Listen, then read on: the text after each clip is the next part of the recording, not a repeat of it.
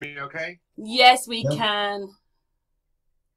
Okay. I hate Hello. Chrome. You know, you have to use Chrome for Hangouts, and as soon as I load up Chrome, I get like all of these messages on. I don't know when they started doing this, but like on the right Oh, screen, you okay. get those three messages, and there's like 1,000 of them. Okay, yeah, yeah, I don't know how to yeah. I stop have that. that. I'm just going to take my camera off because I lag. Well, this is It's quite nice actually pop-up because we've. in some kind of extension, and those allowance you need to shut out, and then you don't get them anymore. Yeah. I mean, it's kind of convenient because I always miss comments, but then I see three things like, okay, Mark Sargent uploaded this, so I close that, and another thing pops up. Daniel Pratt uploaded, but then another one's a comment. So it's got like notifications from people I'm subscribed to, plus every comment that's on one of my threads or any comments that are in threads that I've commented in. So like it doesn't even tell me what video it's on, so I have to click on like YouTube. Chris Robin commented, no gag order, so this is speculation at best, a flat out lie at worst. Thank you. So I guess he's talking about the video I did about Comey and Trump on the 6th. Yeah. But it doesn't say what video, so I have to either click on it or close it out or get. It's very annoying. Why is he blocking responses? Sorry, I'm reading out loud. I'm gonna have to stop that. Okay, they're gone. Oh, they're not gone now. There's three more. Yes, I think Infinite yes. Blade What happens is Society you is knock my. one out, and if there's loads more messages, they keep coming till your messages are finished. It is really What annoying. it is to be popular, hey? What's that? What it is to be popular. Yeah, well, it's not really. I mean, I guess if like getting hate comments 90% of the time is popular. Oh, yeah, yeah, yeah.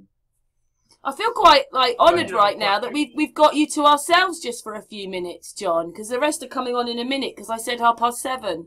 But we've got you all to ourselves for 10 minutes. Yay. yeah, fire away. What you got? Series is going to a conference this weekend, aren't you, Series? Yeah, Saturday. I was invited as a guest or something. I don't know. I got to talk to the guy who was actually speaking there about the flat Earth.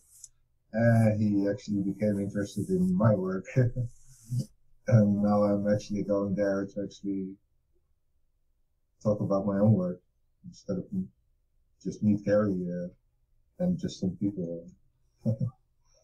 Gary, you know, is doing the UK conference. I'm not sure if he's going now to this. Netherlands have got their own. Well, it's an Earth talk, isn't it? Gary's coming as Go on, Series. I will meet Gary as well. Yeah, I'm really upset. He gets to meet Series before I do. No. Man, I figured out another bombshell last night. What? Yeah, I don't know if I can explain it, but are you guys familiar with the video I did recently about the lunar orbital plane, the bombshell video in the update? Yeah, of course. Yep. Okay, so I was including that in my book. I sort of had to add it, and as I was re-diagramming all this out and reiterating it in the book, I figured out, because you know, in these diagrams, it's a two-dimensional representation of a three-dimensional space, right? And so every line describes a plane, but during the what I figured out is that during the solstices, right, when the equatorial plane is misaligned to the ecliptic by its full amount, so it's like 23.4 degrees or whatever it is, during the solstices, there should never be a solar eclipse, not an annular, not a partial, not a total. It's impossible because the moon's orbital plane would simply never align to the ecliptic plane. I'm sorry, to the equatorial plane during the equinoxes, and I mean during the solstices. It's hard to explain, but basically what I did was the solstices are obviously the end of December and the end of June. Yeah. And I found tons, just in the last 100 years, I found, just spot checking, about half a dozen solar eclipses during the solstices, or within a couple weeks of the solstices. One of them was 4 days of the solstice. One of them was a week. Another one was a week. So the point is, though, if you diagram this out, the moon could not possibly obstruct or transit the sun during the solstices, especially not in like the northern hemisphere. But it's hard to explain. I'll do a video on it to explain it better. That you need a third object. What's that? Like the black sun, the Vedas are talking about, for example. Yeah, I think there's probably something to that. Something obstructing it, but then half shining through or something. Yeah, well, yeah, it could be. Yeah, there's ancient, the Vedics called it Rahu and Ketu. Others call it the black sun.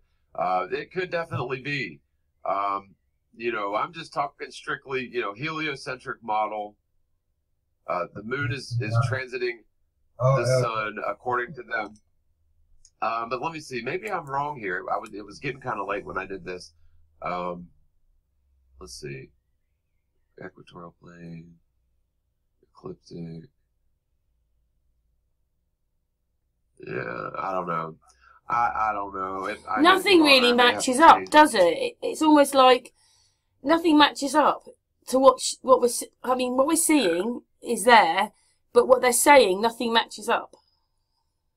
Yeah. Oh, it's all bollocks. It really is. But I may be, now that I'm awake, I'm double thinking about this. I may be wrong. I find it really incredible that Ceres has the next 100 years of moonrises. Oh, really? Yeah. Data table. I figured there must be some kind of formula behind it. And what I'm gonna try is to actually backwards find out what the formula is, to find out what the way of the moon and the sun and how that actually works. Because it's just a frequency. It's all frequencies. And if you know the frequency of the object, the movement, etc., you can put it together in the model. Yeah. Yep. Yeah, I agree. I think there's way more, physics has got everything wrong. They want to make quantify everything and understand everything, but they go on theory. And I think Tesla had it down. He said, if you want to understand the key to the universe, it's all about energy, frequency, and vibration. So, yeah, I get you. That's why we are also working actually with the free energy ideas. Some are actually putting it in practice. It's all based on frequencies and figuring out how you actually work with this and the whole concept to work with things, etc., etc. The thing that Ceres has got to do, John, is he's got to do some simulations because without them, it's just talking. He needs to do the simulations, but how does he simulate fourth dimension, fifth, sixth, seventh, eighth? If we can't see them, it's going to be difficult to. But he needs to do that to be credible with the work he's done. So we're waiting for Ceres to simulate, although he has done some. Get it. What I see is 7D. What I think is in 6D. What I can say, what I can put in words, is in 5D. What I talk to people about is in 4D, and what people actually understand is in 3D. There's so much, and I'm trying to explain the 7D in that sense. There's so large bridge to overcome in what I'm actually trying to explain eventually. Some of this is spiritual, though, isn't it, Ceres? It's a spiritual realm, and they don't understand.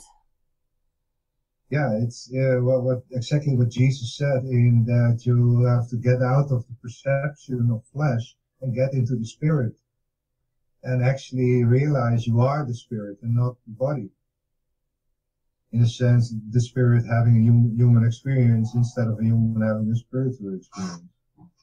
It's the other way around. Everything is the other way around. It seems everything is 180 degrees turned around. I know that's right. Yeah, Not, he was a they're not great trying to hide teacher. God. They're talking about God forever. But what they actually try to hide is you. Just Yeah. ask you who you are, what your power is, what your actual essence is on here on earth, what your true, Well, and you know, yeah. it makes you wonder because you know And the whole virgin birth thing. You know, we'll never know for sure about that. Walking on water, we'll never know for sure about that. But his teachings, which you know they were confirmed in the Gospel of Thomas, which was it was uncovered in 1945, and it's just now getting to the point where I just saw it the other week.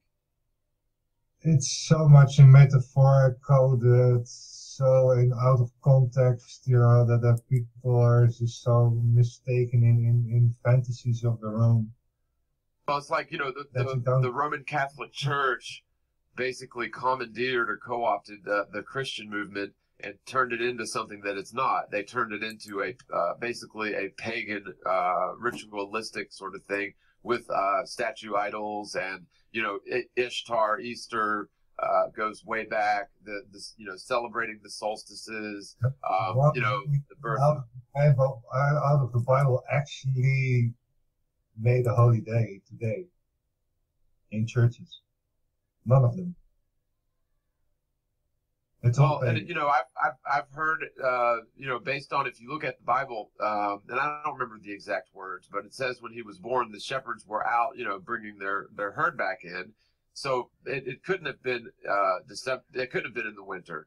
It would have had to have been, and there was other signs that were explained in the Bible that it was probably around September 11th, is what I've heard. I've heard lots of things. I mean, we'll never know, but I mean, does that make Yeah, sense that they would take we've nine been. eleven and vilify it, and then take the you know, basically the pagan holidays, Christmas and Ishtar, and make those about, you know, it's just totally like you said, turning everything upside down. I mean, where do they get dying Easter eggs from? You guys know that, right? In a sense, I was born without the whole religious part around me, and eventually I ended up in a village with three churches, ending up as the devils of the village because we didn't leave, and so we were treated in that sense. And then when I was 22 or 25, I finally read the Bible for once, and then from cover to cover. It took me 4 months to actually read the whole thing, and once I finished, I had only one question: do they even read it themselves? Right. Yeah, yeah, I totally agree. And you know, just maybe we can save it for the show, but like dying Easter eggs, that comes from it's an old, basically Celtic, and probably the Celtics either got it or passed it on to the Romans, who knows? But they would basically impregnate a woman in a ritual fashion 9 months prior to the solstice. I'm sorry, to the whenever Easter is, the spring equinox or whatever. And when the baby that was born, you know, right around that time, they would actually sacrifice the baby on the equinox and then dye eggs in the baby's blood. And it was a ritual thing for it was for Ishtar, who's the fertility goddess of paganism. It's all Ishtar is also synonymous with Isis and possibly even Lucifer and many other things that are, you know, it's the same people throughout history, just different names, you know. Could I just say that two more people have joined the hangout now? Frankie from the UK. Do you want to say hello, Frankie? Hey. Is she saying hello? Hello. I can't hear. Hello, Frankie. We can't. Also, that's joined us is Oliver Ludlow, and he is now being talked about as the young Santos or little Santos, because he's in Spain and he's written the first Spanish book of flat Earth, and he wanted to come. He's the reason this hangout started, because he wanted to talk to you. Hello, Oh, okay, Oliver. cool. And who is Santos? Santos Bonacci. Oh, okay. Heard of him? Yeah, no, I've spoken with. We had him on the Globebusters one time. Hi. Are you there, Oliver? What's his word? Hi, can you hear me? We can hear you, Yes. Oliver. Great. What's up? Hey, how's it going? Hey, man. Fine. Just, here to talk a bit about flat Earth and stuff. He is. Sweet. I'm gonna prepare a coffee. That's the most important. Make me a cup. No, the most important thing ever. So yeah, It is. Oh, yeah, for sure. the flat Earth, not coffee. Coffee's the second most important thing. Yes. Anyway, Oliver, as I said, this hangout kind of was started because Oliver went, damn, I miss talking to him. So here is your chance, Oliver. Yeah, I mean, I've been watching you for probably since I discovered flat Earth was January 2016. And I recommend you a lot on my channel, man. Like, I don't know if you know my channel. Probably not because it's in Spanish. Oh yeah, probably not. What's the name of it? Oliver Ibanez. Send me a link. Send me a link. I'll never find it, but I will check out your channel. Sure. I don't speak Spanish. I took it for a couple of years. Actually, I took Spanish in elementary school, if you can believe it, for a year. And then I also took it for 2 years in high school. And I learned more Spanish working in restaurants, having to speak to Spanish people than I did in the classes.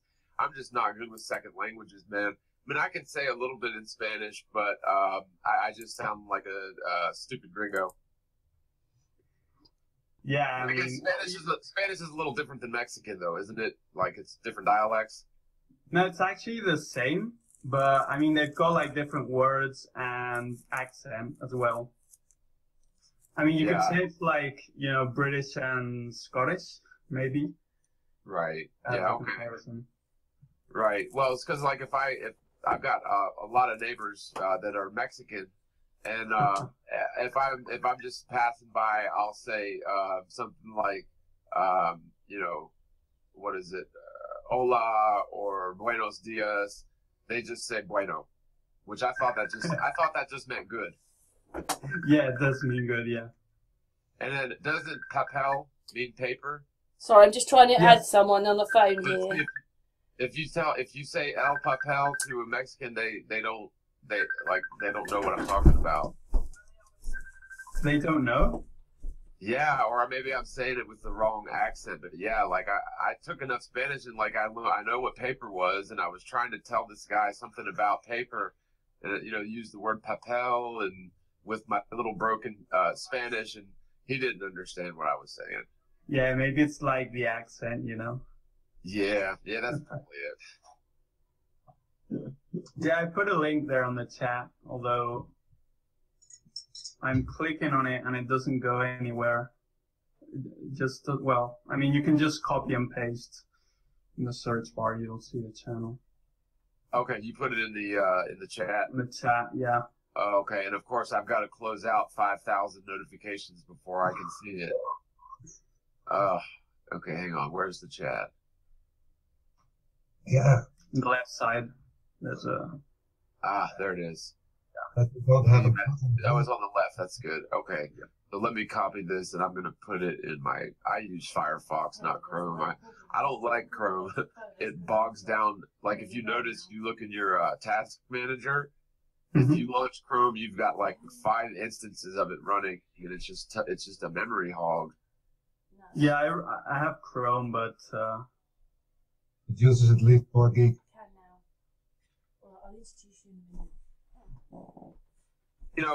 What it says? It says this page isn't available. Sorry about that. Try searching for something else. But have you copied the whole thing?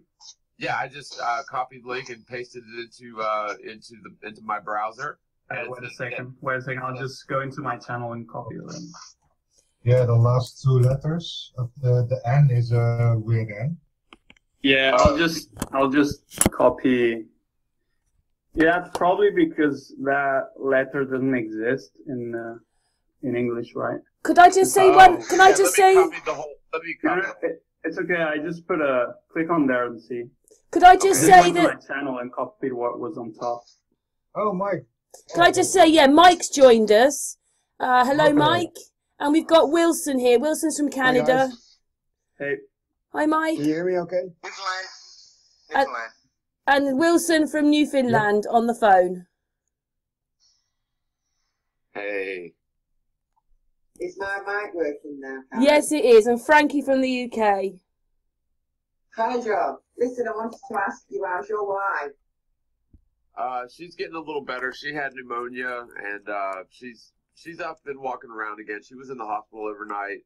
They wanted to keep her for 2 nights, but yeah, she wanted to go home. So I've just sort of been taking care of everything, trying to keep on top of everything. The house is a little bit messy, but half the dishes are done, and there's a pot of real good chicken stew in the fridge. So we're I'm doing the best I can. Yeah. I'll send you my best, won't you? Oh, Paul, I'm really sorry. She's sitting right here. She can't hear you, I don't think, but Frankie just said, hope you feel better. Thank you. Oh, how horrible. Yeah. I'm trying to get her to use MMS again. She won't do it. She wants to go see the doctors. I don't know what's wrong with her. Mind you, who wants to go and see the doctors nowadays? They just give you some horrible medicine which makes you iller. Yep. Yeah, they got her on all kinds of antibiotics, and she knows, what antibiotics do, and we've got MMS sitting in the fridge. But I treat all my, I take my tap water and treat it with a couple drops of MMS activated, and so we're just drinking water until our our check hits on the 15th. So hopefully we can hang on till then. Water is getting kind of boring, though. Oh no. Oh. Yeah, it's pretty bad. Everybody assumes that, because I do a lot of shows and I do a lot of videos that I'm like somehow like rich, but literally we wouldn't have been able to pay our rent this month if it hadn't been for a subscriber helped me out. So it's pretty bad. I mean, everybody assumes like all the trolls say, oh, you're doing this for the money. I make like $100 a month on YouTube if I'm lucky. I just started Patreon, and so that helps. But that's like $100-something a month. So I have to make money out other than Flat Earth, but I don't think that it should be this way. I think that based on I don't know, a year ago when I had half of the subscribers and half the content. I would bring in up to $500 a month on ad revenue, and that was like towards the end of 2015. Starting in 2016, my earnings went down to like $60 a month, so I wasn't even getting paid at all from AdSense. And slowly that'll come up. Every video I do, I'll see the numbers spike, but instead of that trend growing like you would expect it just every single time crashes back down to the baseline. So YouTube algorithm is definitely doing something to either just, I know they're taking away view counts. I know that for a fact because I had a private video that I sent as a thank you to somebody that supported the channel. And I know for a fact that it was watched at least 2 or 3 times. And I went back into I was just looking through my video history, and the view count on that one was down to 0. So at least I know for a fact that they have the ability to take away view counts. And I had videos where I could have sworn they had 25,000 views go down to like 10,000. But I'm not keeping track of this stuff, so maybe, I don't know. But, I guess the point is I should be making money on what I'm doing, but I'm just not. So which videos are showing ads, even though they're monetized? I'll be advertising on YouTube to begin with, but yeah, it's just the whole false flag, all this apocalypse to just get rid of truth channels, because actually we were getting pretty big, just all around the world, especially with this flat Earth, all the flat Earth stuff. And is it that noticeable that we all are actually individuals, but the thing is that we try to actually connect with people here that we know are each other, at least through a network of our knowledge, in a sense that we actually share the knowledge. We're actually doing this because we want to know. That's you know. Can I just say, sorry, I dropped out then, it wouldn't let me back on. We've got Dee with us as well, so there's Dee there from the UK. YouTube are trying to change things, and I think Facebook are trying to kill Flat Earth. Same thing, yeah. Yeah, well, Facebook is a bit more, you know, allows other content. Like, for example, I usually did expose all these terrorist attacks, you know, the hoaxes. I used to do YouTube videos exposing all this, but you know, YouTube just striked me twice, so I couldn't risk it anymore, because when you get the first strike, what kind of strike is that? Inappropriate content or something, or copyright? Yeah, I got that, not copyright, just inappropriate content, violent content. It was quite ridiculous, because I didn't even show blood. Because, you know, in all these terrorist attacks, they don't use real blood. You know, it's just, so it was quite ridiculous. But yeah, they put me 2 strikes for inappropriate content, so I couldn't risk it anymore. Oh, but yeah, because so, the third strike, your channel goes down and all your videos deleted. Everything. And, you know, this was like 2015 when the Charlie Hebdo terrorist attack occurred. So from then, I started making these videos on Facebook. And, you know, Facebook they haven't said anything. And I keep making these videos. Like I did one on Manchester attack, London attack. And that's really strange, because, you know, Oliver, whenever I list anything, the other day it said, you can't actually upload this because you don't have control of the content. But then it wasn't, there was no strike or anything there. I just can't risk it on YouTube, because they suddenly, like, they terminated the other day a channel called PK22. It's from Australia, I think. And his whole channel was exposing all these terrorist attacks. And he suddenly got like 3 strikes in a row, and the channel was over. He had like 15,000. Yeah. Do you guys remember my perspective? Yeah. Well, his channel, he had tons of videos on it, and then one day, like 3 videos, and I asked him what happened, and then a week later, his channel was just gone. I don't know if he's even on YouTube anymore. No, I searched for him like literally 2 weeks ago, and I could only see like his channel is gone. His videos are on YouTube, but it's somebody else that's uploaded all his videos in a playlist. But his channel is gone. It's so, like, I don't know what it's so messed up. You also have like, what happened to, you remember BS Detector? Don't know if you knew that channel. Yeah. Like, he was gone as well, like suddenly. And Brian Mullen channel, I couldn't seem to find him either. Yeah, well, Brian Mullen took his channel down temporarily because you know, he's actually a practicing engineer, and somebody, and I can imagine who it was, but somebody actually called the like engineer licensing board or whatever and made complaints on him. So yeah, he was they're literally affecting his personal life, and because he was using like all his face, name, and everything. So yeah, he probably shouldn't have done that, but you know, I commend him for it. But he didn't get taken down. He took his stuff out. I guess there's some kind of litigation going on because somebody made a complaint to whatever the engineer's licensing board. I don't know what it entailed. Wow, that's quite ridiculous. Yeah, and like another thing I noticed too, like you mentioned, people uploading stuff. If you search YouTube for Flat Earth clues, the top result is Yoda's Flat Earth channel. It's 2 hours, 1 minute, and 41 seconds, and it's just Mark Sargent's clues, the first clues video. He's got 247,000 views on it, and Mark Sargent has 52,000 views on the. Well, he did a director's cut, but he has 52,000 views on basically the same video 10 months ago. So I don't know. I mean, I like people re-uploading stuff because it gets the word out, but at the same time, it's bleeding the content creators dry. Well, yeah. I mean, I had to copyright strike lots of videos. Like people literally copy my videos without even like putting my name or credit my channel or anything. Like they were just uploading my videos as if they made the video, you know? Yep. You know, I just copyright strike those videos. If they give me credit,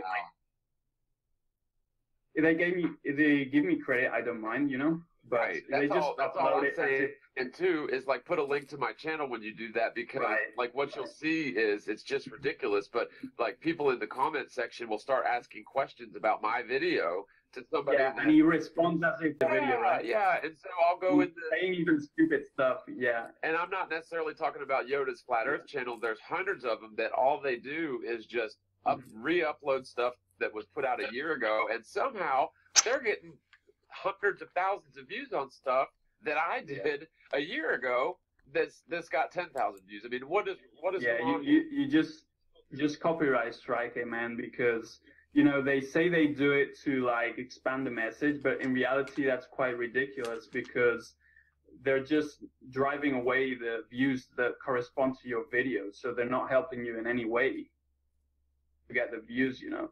I mean, I've talked to people who have re-uploaded my videos, and I copyright striked it, and they were like, "Oh, why did you do that? I just wanted to spread the message." And I was like, "Well, you could have just put my channel or shared my original video on social media, right?"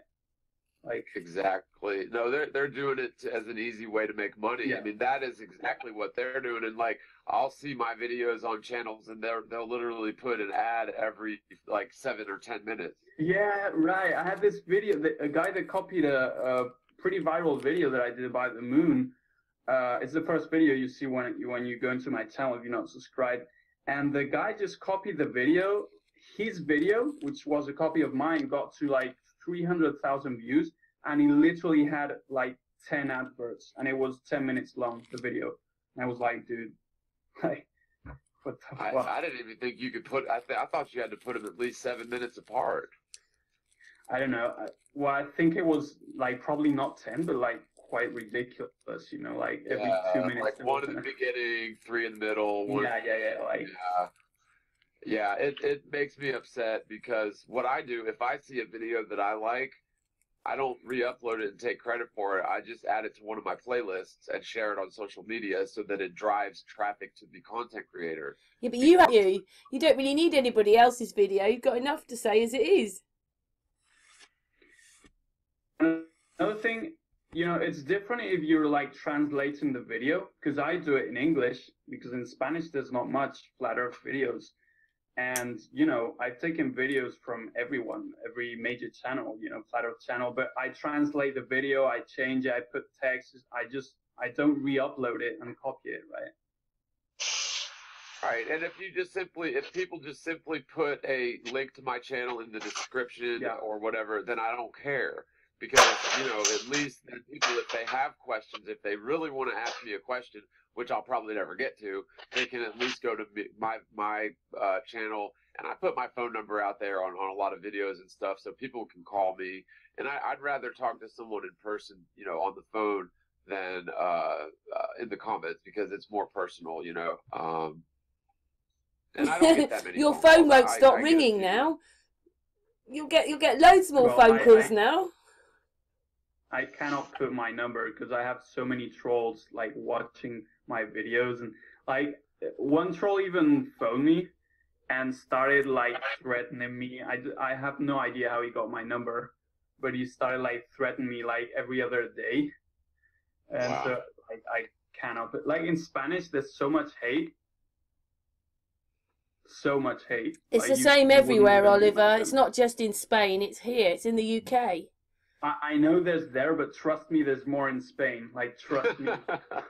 Because, I mean, at least there's like hundreds of channels in English, but in Spanish, like, as I said in the other hangout, it's only me and like someone else, you know? I know what he's saying, though, because I can't say none of this in Newfoundland.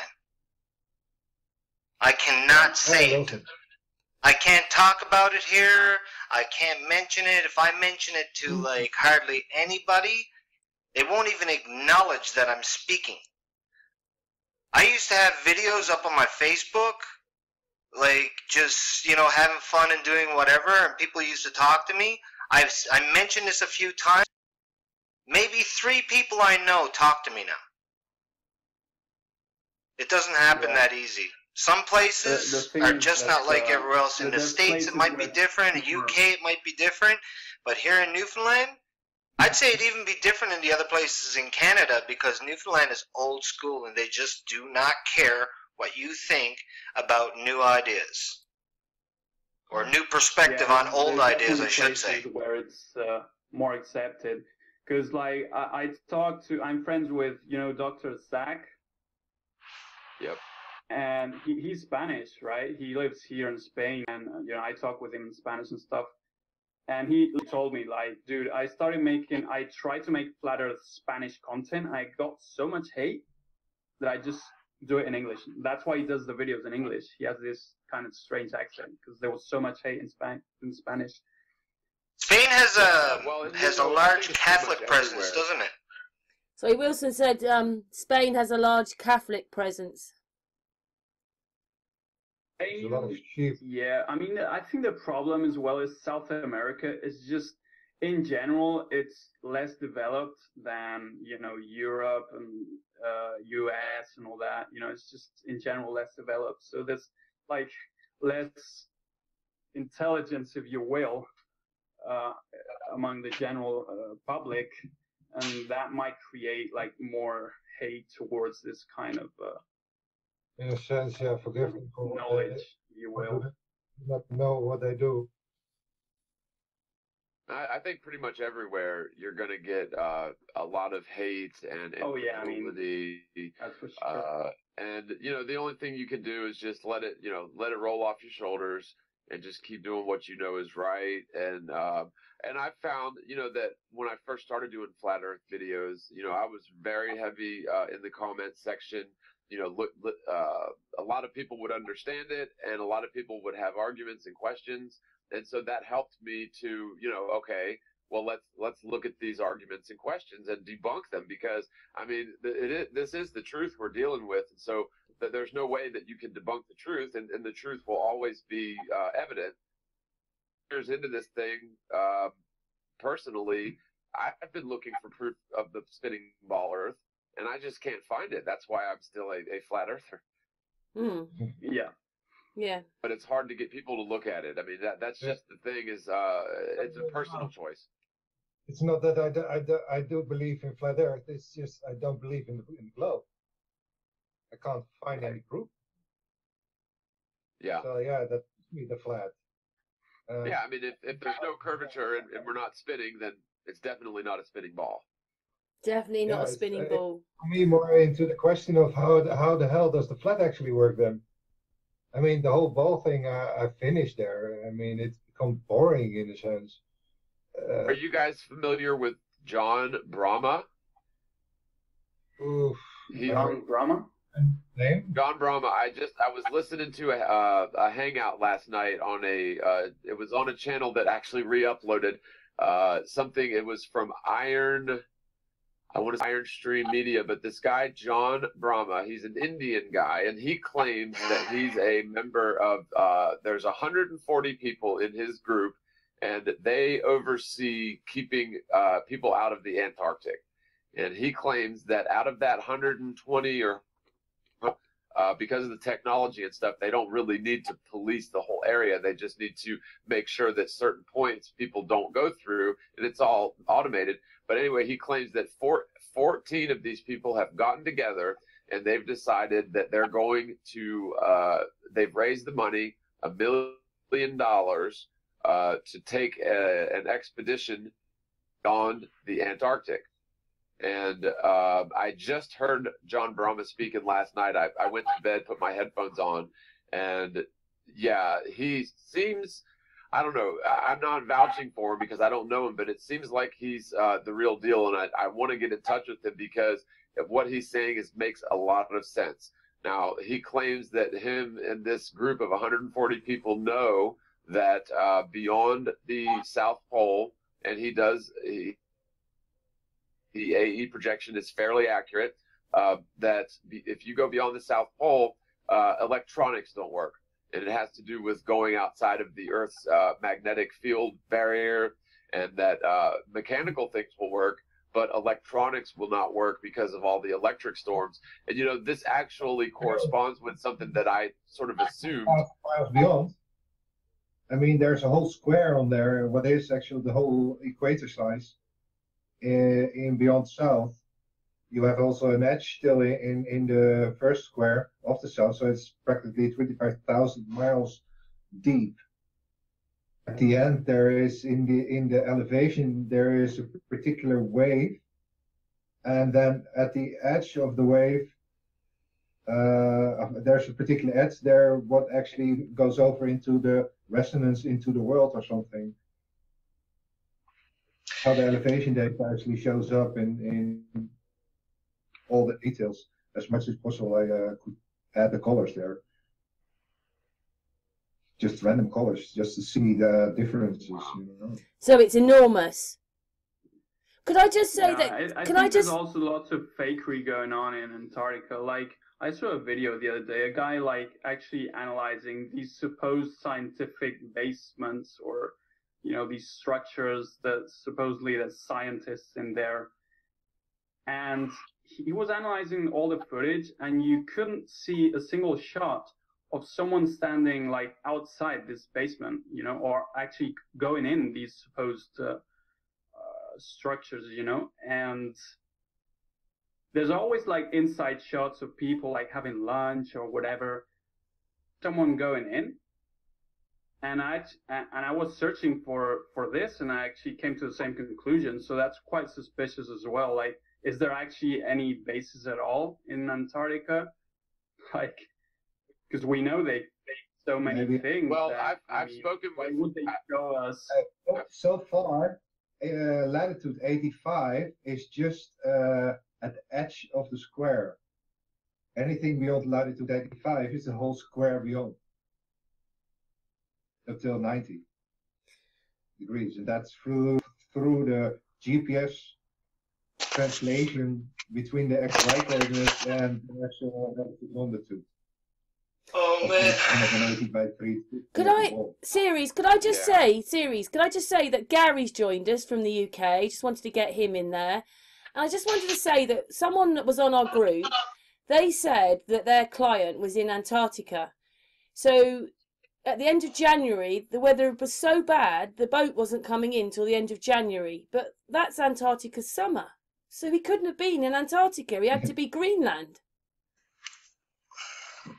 The boat couldn't come in because the weather was too bad and couldn't come in till the end of January. Well, that sounds like Greenland. It's the wrong hemisphere, because Antarctica would be in the summer.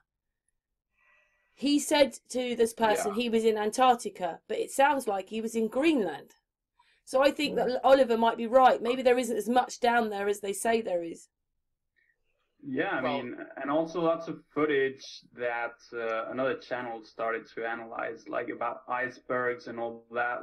There was lots of fakery going on there. So, I mean, and also like the ice wall. I mean, I'm not necessarily saying it's fake. I mean, I don't know, because I haven't circumnavigated all that. So, but I mean, I used to believe it 100%, but I don't know, like we should definitely like explore that, because there's definitely lots of fakery going on there.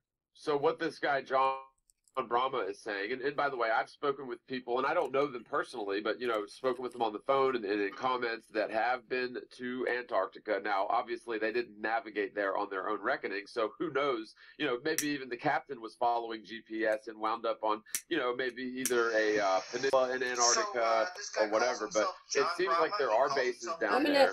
The thing is, though, down to the base that you're at, you're not allowed to leave. You can't go out in free roam, and so that's quite suspicious. Hang on a second, Wilson wants to say something. Sorry, he's on the phone, so he doesn't get heard the same. Go on, Wilson.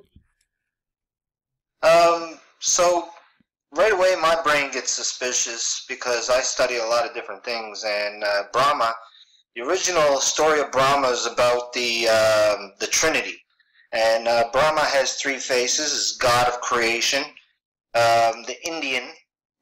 Which actually my Indian friend tells me that Indian is a word given by Europeans. The Indian gods considered the creator god, which would be Brahma.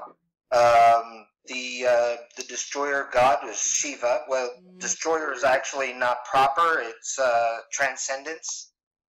I forget the other one, but right away my brain gets suspicious because somebody using this terminology knows that the terminology is kind of insinuating that Brahma was one who created problems and was a liar.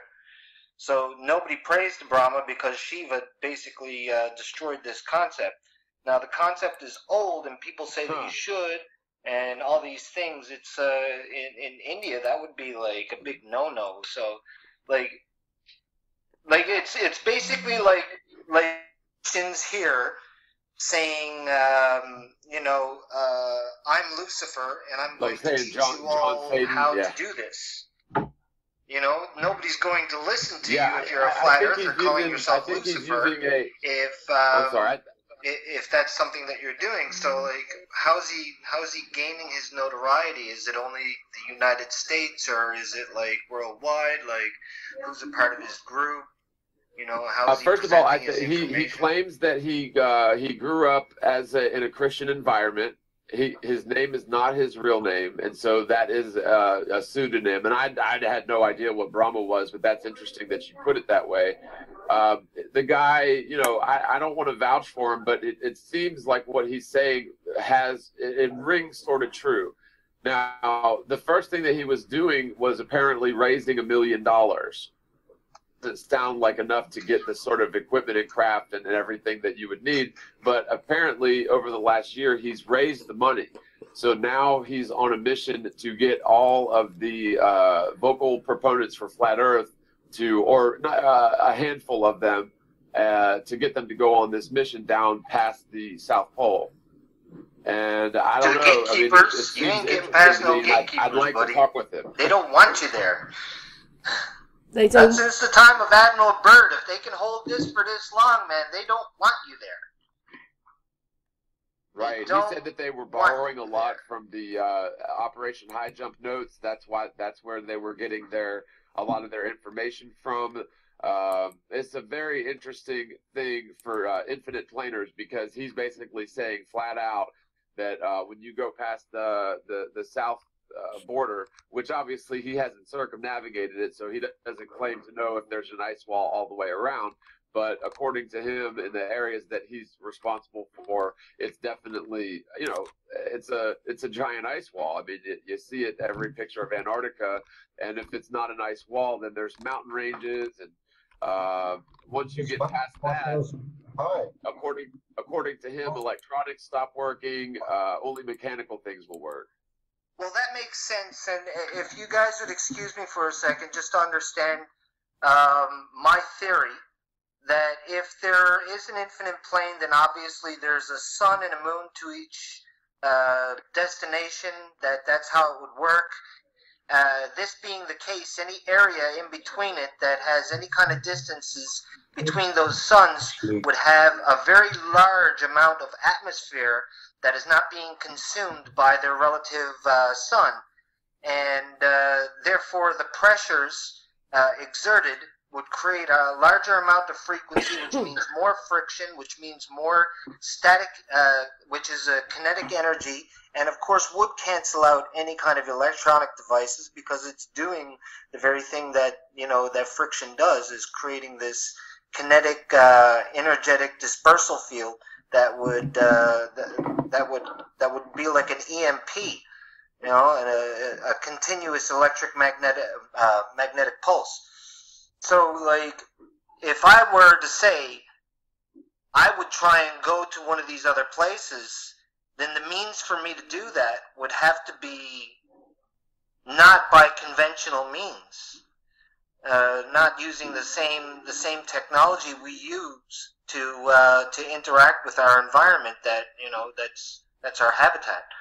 These habitats in between would have to have loads and loads of atmosphere, which means more pressure, more air, more movement, more electrical responses, more electrical storms, all these sorts of things. I mean, you see the same thing with lightning above you in the sky, like, you know, with thunder and, you know, these energetic responses from these movements.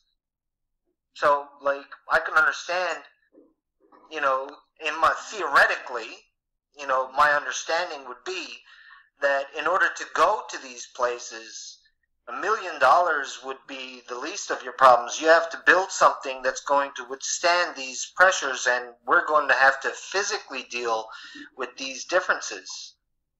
According to them, they have the vehicle.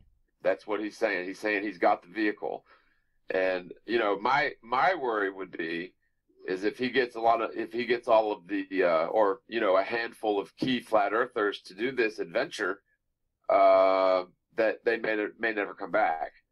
But at the same time, you know, at the same time, to me, it's almost worth the risk. But, you know, it is questionable, and I'd like to talk to the guy. And I just literally last night heard this for the first time, but apparently trying to reach out to flat earthers and raise money for the last year. And now they have the money, they have the vessel, and they're just trying to get people aware of it and figure out who they're going to take. So I don't know, but it sounds interesting, and the whole Brahma thing is another interesting thing, like you mentioned. So it's really hard to say. I just say go into something with open eyes. I mean, I'm not saying don't look into it. What I'm saying is if you're going to go into something, have your eyes open, because everybody's on this kick where they're saying flat earth, flat earth, flat earth. Well, the reason why, to our other friend here, I mentioned Catholicism and the Catholic Church is because of the Roman Empire and because of my look into history. If we're taking a look at the general consensus of what everybody believes Earth is, and it was put to us by the same people who've built the society that we lived in, then we're contesting what it is that they're saying. And the implication is that we're trying to change the view that they created for the past 1,000, 2,000 years. So we're actually being very, very, what's the word? We are being the ultimate in rebellious. We're basically saying your society is completely wrong, and we're presenting it as an implication. And this implication is what's causing everybody problems. I'm telling people now, listen, if you're going to tell people about flat earth, tell them that you're a flat earth researcher. If they ask you about your personal views, say my personal views are my own. Just like any other human being on the planet, I have a right to my personal views. And therefore, anything that you present is now being presented in a research capacity and not a belief system. Because my personal beliefs should not be contested by anybody. If somebody can say, well, I believe that Jesus is a goat, and nobody has a problem with it, well, then I can believe whatever. I can believe that we live on a tetrahedron for all I care, and it shouldn't be contested. But I mean, to say that openly and then to challenge other people and make an implication, based on only that what you believe the shape of the earth is, it creates friction. And everybody's like, man, screw you guys. I'm not listening to you. Because you're contesting my worldview, and it's been like this for 2,000 years, so it kind of sounds stupid, but we're the ones that are actually doing the research. When I asked him about the Catholicism, it's about the Roman Empire, and it's about the change and everything that took place. I grew up Roman Catholic. I know what that means. Most people don't. And I know people who are political people who were very, very influential as politicians. One politician I know personally that works for the Catholic Church. And I'm not going to say any names. But let me tell you something. I have spoken to that person with my own mouth, and I know that they work hand in hand with the Catholic Church. Now, if you and everybody out there thinks that you really got a grasp on what it is that's going on around you, you're going to have to look a lot harder in your history, And look, a lot of, like I mentioned Catholicism to him because I know that it is everywhere. That the Roman Catholic Empire is what we live in. Nothing has changed in 2,000 years, and now you're and me and everyone else is trying to create this huge change that nobody in power wants to accept because it means freedom. It's the first pillar. You have free energy, free information, and then what else? Well, we've already hit the first pillar, and they don't like that because you guys are not selling it, packaging it, putting it on a t-shirt, and making it into a lunchbox. Nobody wants to hear that shit. They're like, no. That doesn't keep the cog rolling. We want everybody in their place doing this and doing that because that the hierarchy works. That's why we created the monetary system in the first place, so that we can keep people doing what they're doing, and the people who are still in power, who've been in power since it all started, are not going to stay where they're too. So you're fucking with something big. Really big. You keep your eyes open because I'm telling you right now, man, they do not care about us. And once we start becoming more substantial, then it's like a direct attack. Like, this is growing in momentum. But people are only hitting on the one subject, the one topic, and not seeing the history, how this came about in the first place, why in 1492, and then later on,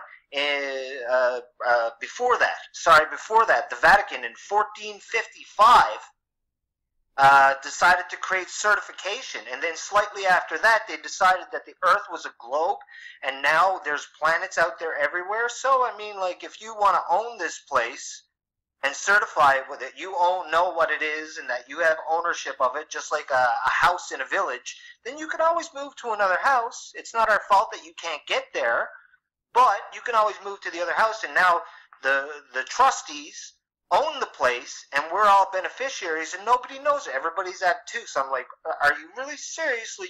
You don't understand how this works? It's insanity. Complete insanity. Well, we were born into it, though. You know, when our parents signed our certificate of live birth, and then got back a birth certificate, which was basically a fictitious corporation in our name. Exactly. And that's why from what I heard, they even Latin, because like it's a take title, the not a name. Put an It's ad a in the title. paper that you are lost, which gives them the right, according to their rules, to do it. And then they basically set up corporations in everybody's name. Corporation literally means dead or lost. You know, lost at sea is basically the maritime admiralty law sort of thing, and nobody knows it. In America, everybody signs, birth certificate, certificate of live birth, just a natural course of thing to do. But what people don't realize is that in doing so, you're essentially handing over all of the wealth. See, like, for example, if you sign a mortgage contract with the bank, that's a death note, mortgage, death note. But anyway, that bank does not have that $100,000 on hand. But when you sign that document, that's what gives it its value. And now you're on the hook for $100,000 plus interest when that wealth never existed. So it's just now, adding see, to what I said there a couple of minutes ago, in 1455, the Vatican created something called Romanus Pontifex. Right? And in the 1400s up to 1481, that's when the certification, convocation, and artifix came into effect. Basically creating certification towards a trustee. Now, the reason why you're lost at sea and you're put out there for 7 years to claim is so that they have implied consent that they can take ownership of your corporation that's under your name. It makes it so it's legal for them to do it. You had the ability, you had a shelf life of when you're able to go out and actually do this, and you can go out and claim your lost at sea corporation, child, however you want to put it, and we gave you that opportunity, and it's all right there in black and white, and since you don't do it, then they become the trustee and you're a beneficiary. But there is a loophole through everything. There always is. There's always a way.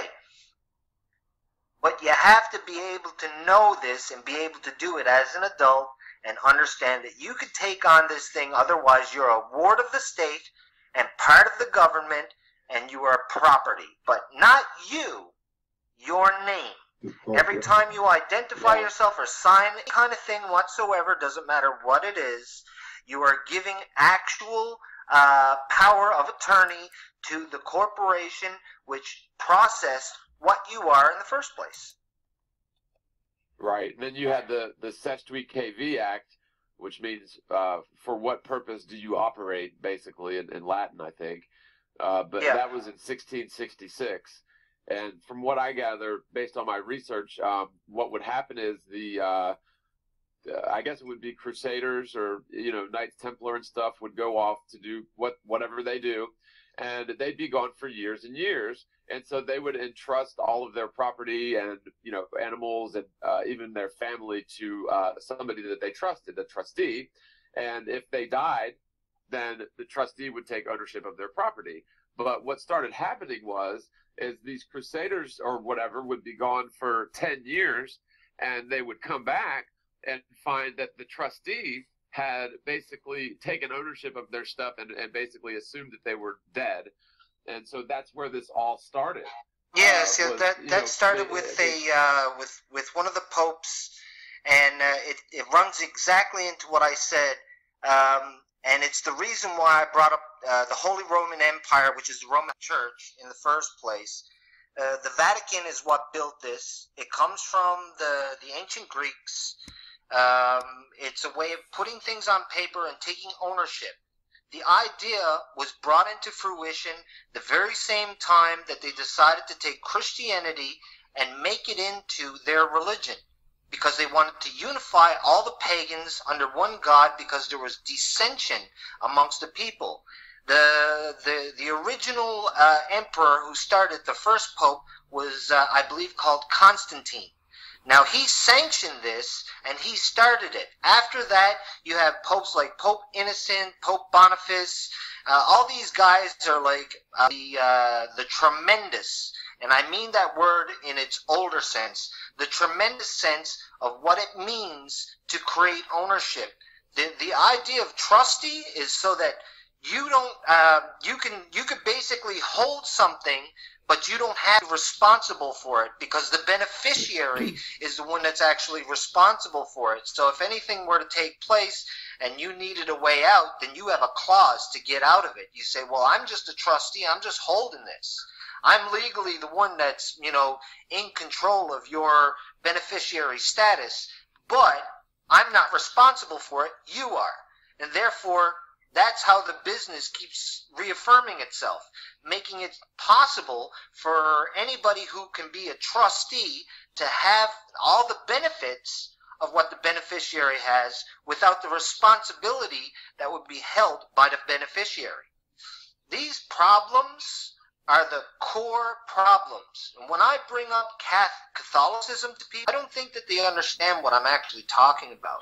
I'm telling them the first government on this world is everywhere. If you know of a place where there are Catholic churches and whatever of the like, then you already know what's taking place, and you've already agreed, you've already signed your papers, you already have your papers, your slave papers, it's all right there for you. Very easy in black and white for you to understand. If you knew all the Black's Law, if you knew the duality of your language and the language that you're speaking, doesn't matter which one it is, because it all comes from the mother language. When you go back, it's Latin and Greek, and you've already agreed to it. With every single word and every single breath of every word that you take, you've already agreed to it. You've already made it possible. You've already done it. You just don't know how to back out of it, and people don't know how to live without it. So I'm not contesting it, and I want this to be that if this is out in public, I'm not contesting it, because I know that that's the way things are. So the actual idea itself keeps propelling this whole situation. So when you're going on and you're making your videos, just find a different way to approach the information and the content which you're putting out there. If I tell people I'm a flat Earth researcher, then that doesn't mean anything. It just means that I'm researching it. So if somebody messes with my content, I'm like, listen, did I go against your worldview? No, I didn't. I'm just researching something. It gives you accessibility to content. Well, and I've seen videos of people going to court, and when you go to court, they call your name, and if you stand up and affirm, then you're already sort of locked in. And according to what I've seen, you have to basically tell them, or ask them, are you referring to the fictitious person, or are you referring to me, the living, body? And then if you want to circumvent that, you say, I'm here on my own amity. Oh man, I had so much trouble with that word. What's going on in a courtroom is a dog and pony show. The judge and the prosecutor, if you're on the defensive, you're basically, all three of them are playing the role of your corporation. And the judge is, I think, playing the role of trustee. The prosecuting attorney is playing the role of executor. And one's the beneficiary, one's the executor, and you are the trustee or something. But they're all playing the role of your fictitious character in that courtroom. Yes, everyone in the courtroom is basically my corporation when they speak. Even the judge, but the judge is another word for ordinary. They're there to hear your confession. You've already stood under the agreement. If anything was said to you and you say, yes, I understand, then you stand under the agreement to which was set forth for you. And in effect, you are giving up your rights at that moment. But, I mean, most people don't know what rights are. Rights are a writ. A writ is a piece of paper. It's a piece of paper with a whole bunch of crap on it with statute laws that have nothing to do with original law. Original law is you shouldn't kill, you shouldn't steal, and you shouldn't covet. Now, bottom line, if you're not killing people out there fucking hurting people or doing anything of the sort, then any other law that you supposedly break is fictitious. And you have to agree to it in order for it to be substantial. Just like I tell people, like, money is fictional. It's only the correspondence of goods and services. Goods and services are provided by human beings, flesh and blood human beings. So if you take something that's fraudulent in the beginning and then you get charged for it, then you're being charged for something that was a criminal act right from the beginning and the get-go anyway. So, I mean, like, it's all argumentative, but the moment you agree, that's when it becomes a problem, because if you agree to that paper and the title, because you were lost at sea as a child, and your name now is property, you are, in effect, just you're being the straw man. You're no longer, like, on the sidelines. You put that coat on, and you make it you. And, fuck, man, I wish everybody, I'm gonna, when I get my shit in order, I'm going to be studying Black's Law every fucking day, because I can't abide, I know that I have human rights. There's a writ, and then there's human rights. I studied law in university, and I always ask myself, like, where are, like, all these laws, where they come from, right? And it's like you said, in reality, it's from the Ten Commandments, and it's all been like an expansion, if you will, in order to adapt to modern days. But there's also lots of laws that they passed that they have nothing to do with the Ten Commandments, and in fact contradict the commandments and the Constitution. And that's the danger, I think. Yeah, statute laws on representation of public interest. Wait a minute, Wilson. Sorry, carry on. Yeah, correct. 1 minute.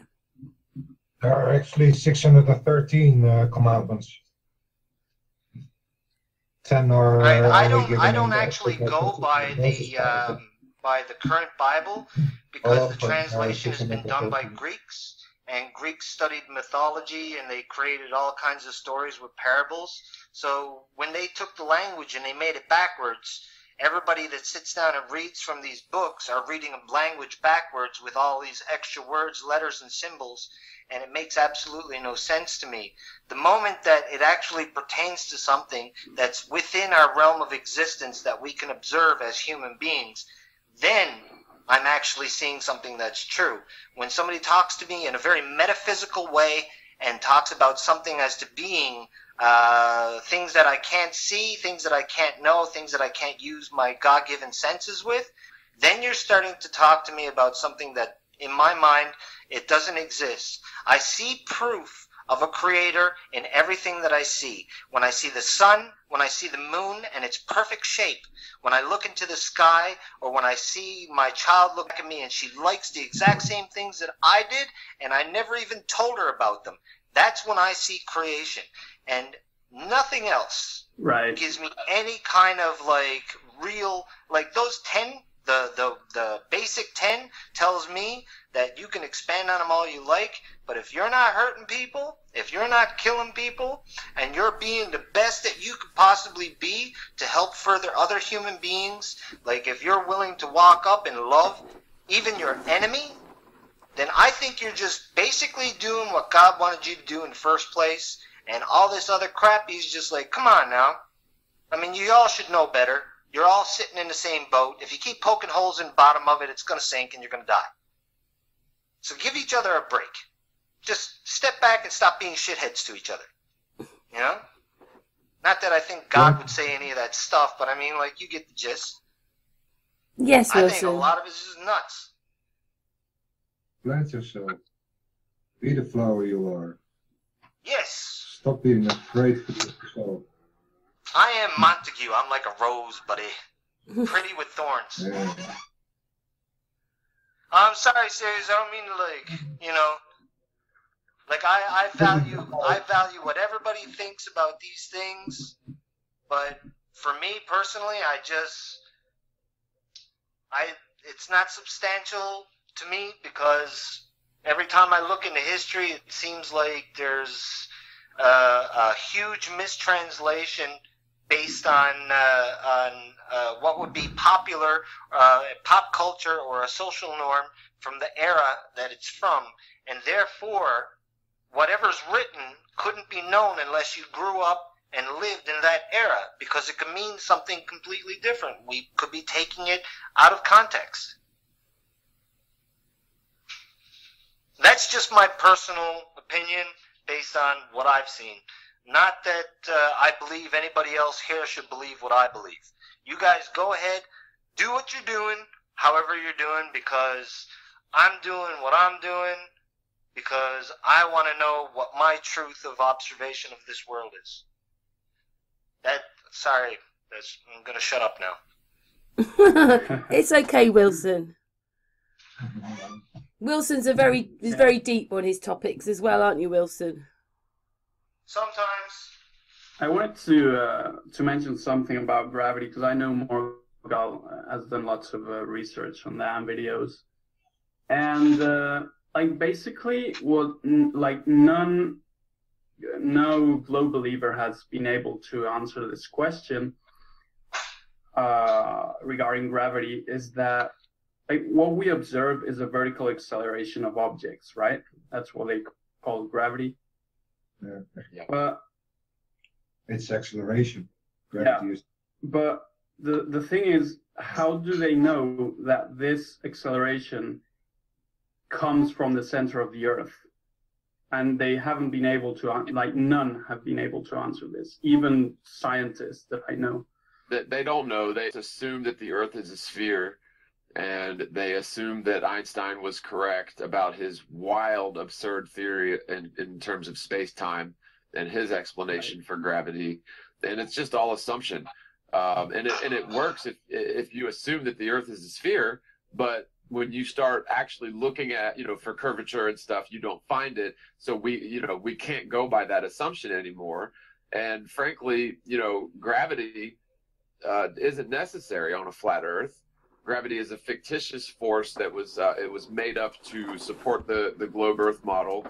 And frankly, you know, we all know that it's density and buoyancy that ultimately governs what goes up or what comes down. In terms of like a helium balloon or a hot air balloon will go up because of buoyancy. A 1,000-ton ship made of steel will float on the water because of buoyancy, but a 1,000-ton block of iron will sink to the bottom because of density. And so it's all governed by density and buoyancy. However, you still need a downward vertical tendency in order for density and buoyancy to operate. And the best explanation that we've found so far is the static electric charge of the Earth. And so the Earth holds a static electric charge, which we definitely know for sure. And something that holds a static electric charge is an attractive force. And furthermore, when you gain in altitude, every meter, you gain 100 volts per meter in terms of electric potential, which is why, you know, pyramids and Tesla towers are built very tall. It's to harvest just free energy right out of the ether. And the taller you build them, the more electric potential you have. And, you know, this static electric charge also explains just a mere nudge for more, you know, higher dense objects to fall and lower dense objects to rise. It all works very nicely without gravity. And of course, you know, with no curvature or axial rotation and no motion, then we can't assume the Earth is a sphere. And let's just go with Occam's razor here. You know, simplest possible answer. Anyone following the work of Ken Wheeler in his explanation of the whole electromagnetic world, etc.? I don't know. I don't. Everything that I know in my head, I accumulated as a postulation from observation. And when I hear people talking, people validate things that I say, and then I don't bring it up to people. I've heard John there validate a bunch of things that I've said. I've heard, I forget, I think it's Daniel from, it's not Daniel, it's, what's your name from? Oh, that's Oliver. Oliver from Spain is validating things. I mean, he went to school. Oliver, I have grade 6 education. Now, I tell people, yeah, okay, so I'm autistic, Asperger's, whatever, and I read and I do these things on my own. But, like, you know, I mean, it just seems like a lot of common sense. It seems like a lot of common sense. Now, I'm having a little bit of trouble wrapping my mind around what John said, only for the simple fact that I'm thinking kinetic energy and how it's created by the density factor of solid objects on the lower part of this plane and this existence. So I can kind of go along with that. I can see how that would work. I don't really think of it in the sense that it's a necessity for us to stay on the Earth. I think it mostly has to do with density and buoyancy.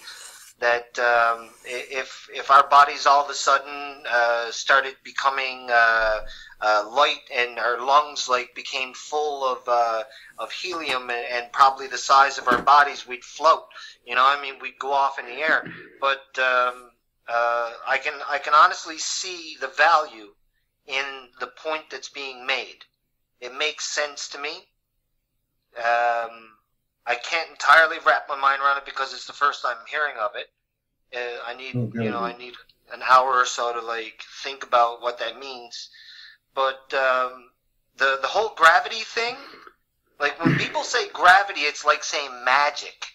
Like when I hear that word, it's like saying magic. Because I came up with loads of different ways, and I was like, I even wrote Neil deGrasse Tyson on Twitter because I came up with a heliocentric universe, but I wanted him to agree with it because the very basic fact is that if he did agree with it, then it would disprove it, and it would disprove the heliocentric model. Because I was telling him, I was writing him about acoustic levitation, and that if the sun was a nuclear fission reaction or a fission reaction that it would exert a sound, and if it was a ball spinning, it would exert it at the equator and create a rift across the universe. Now, the only problem with that is that sound has no intrinsic field in a vacuum, so it wouldn't actually work. But if he agreed with it, then we'd know that he's full of shit, and at least we'd have it on fucking paper, right? But this idea of gravity, like, I don't know. Yeah, and then my mind goes to vibration, buoyancy, and density only. Frequency as well. Like, even if considering, like, even the ball, considering the Earth is a ball, like, how could they prove it's the center of the Earth when we've only gone 12 kilometers deep? It's quite ridiculous. And Germany. how do they, first of all, how do they know the mass of the Earth? They like, tell us that it's a magnetic core that's spinning, and they've only gone in 12 kilometers and couldn't even get past it. What was it, like 5 years they tried to get past it and they just gave up? The mathematics that they used, or supposed mathematics that they used, with Newton and all that, they didn't really get the mass of the Earth whatsoever. And if you think about it for a second, it's quite ridiculous to even, like, consider knowing the mass of everything that's on Earth. Like, it's just ridiculous. And also the radius of the Earth. Like, if you've only gone 12 kilometers deep, it's impossible that you know the mass and the radius of the Earth. Therefore, the idea that the center of the Earth, which is unknown and never been photographed, or even, like, it's just an imaginary point in the center of the Earth, imagining that attracts everything else. And people just don't realise what they're listening to, do they, Oliver? Because they've only been 12 miles down, then how do we know? I would say to them, and they'll say I that would give they you use $1,000 some kind of, if you can guess using math what's in English? my pocket. Wait a minute, Wilson.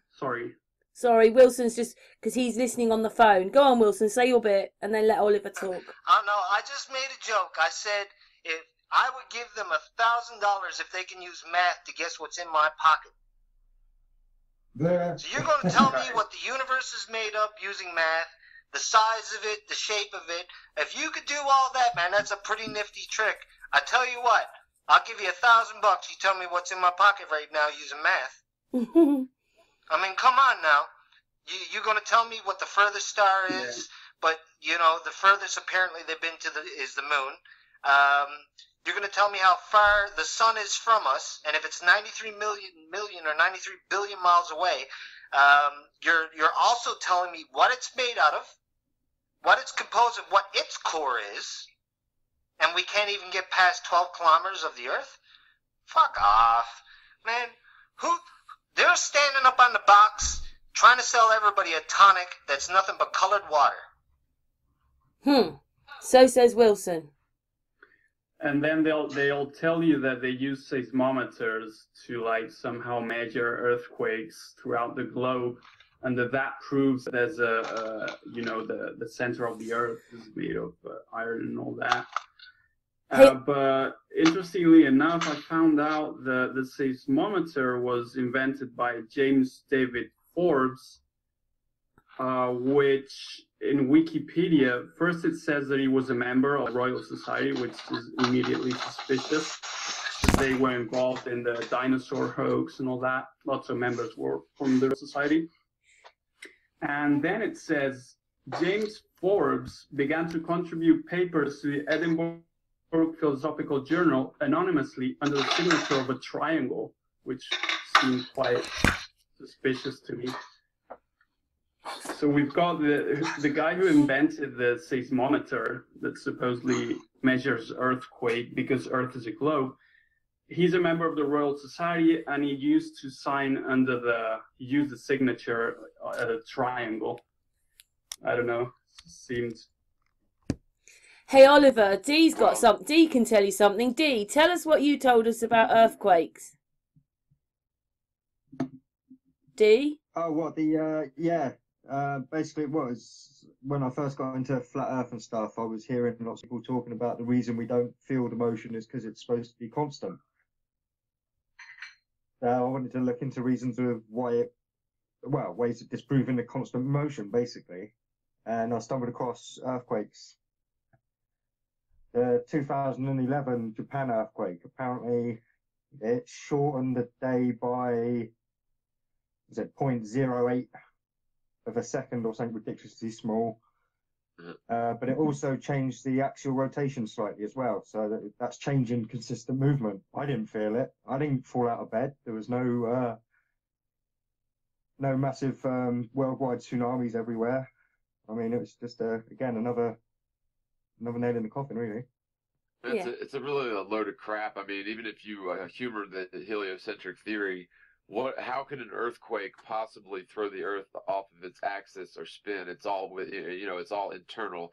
That would be like saying, if I burp, it's gonna shoot me across the room. It's just bollocks. You know what I mean? And in terms of gravity, globe believers somehow think like, Neil deGrasse Tyson dropping his microphone saying that's gravity, that somehow proves gravity. But, if you think about it, what goes up must come down is not possible if you're stuck to the side of a spinning sphere.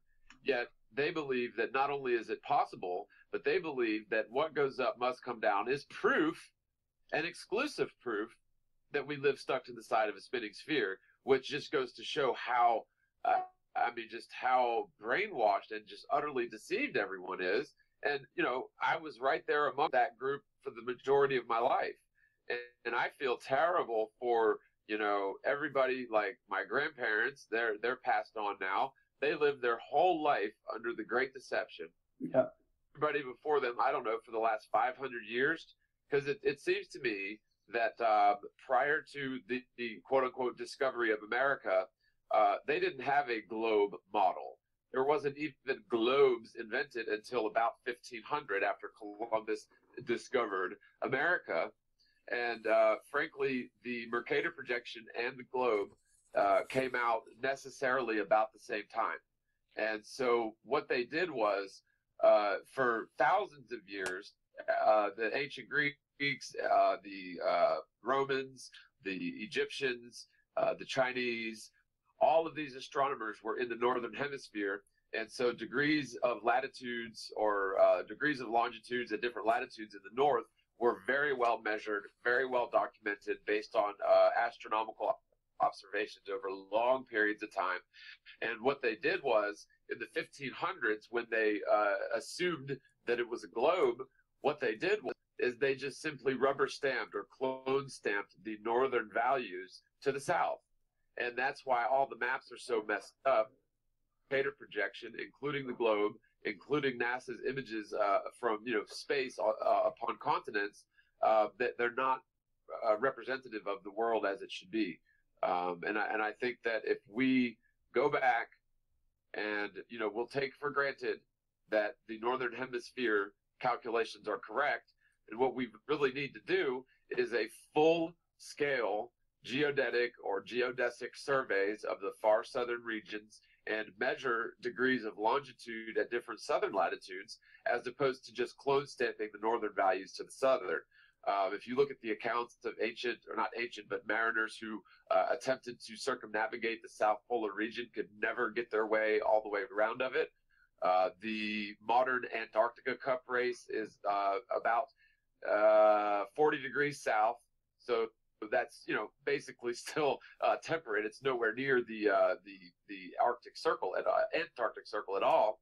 And in fact, a few years ago, this guy named I can't think of his name now. It's a Russian name, Fedor Konyakov. He broke all sorts of world records by circumnavigating the South region around 45, 55 degrees south.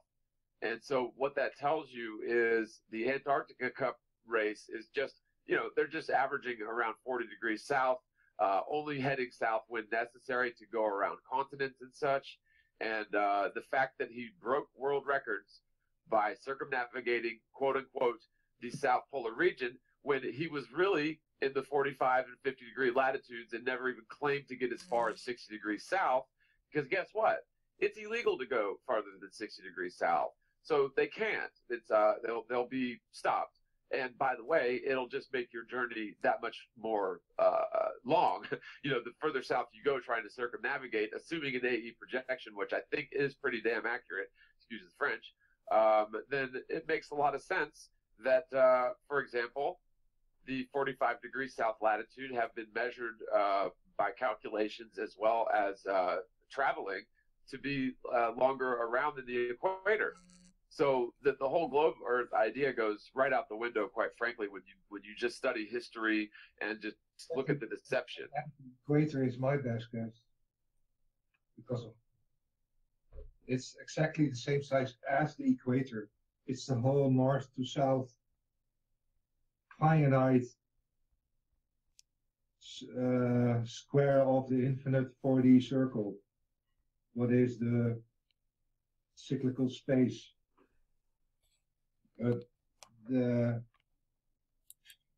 I can only project it in a 3D sense, but our own experience within this is on way higher dimensions as well, and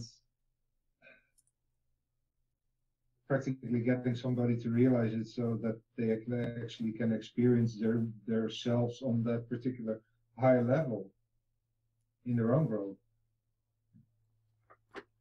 In a sense, I see also the equator size is in a cube sense as well, up and down. If we take the plane in the middle of the cube, then the deepest we can go is the, what is it, 12,451 or something miles down, and then the same up. There are 6 or 7 levels up and down as well in what's within the cube itself, and all their spherical senses of how the flower of life within the square as a whole ball in its own level in that sense. As also maybe beyond that, but the one is actually 26 squares in a complete length, but Marty Lees gave me the idea to actually use the alphabet and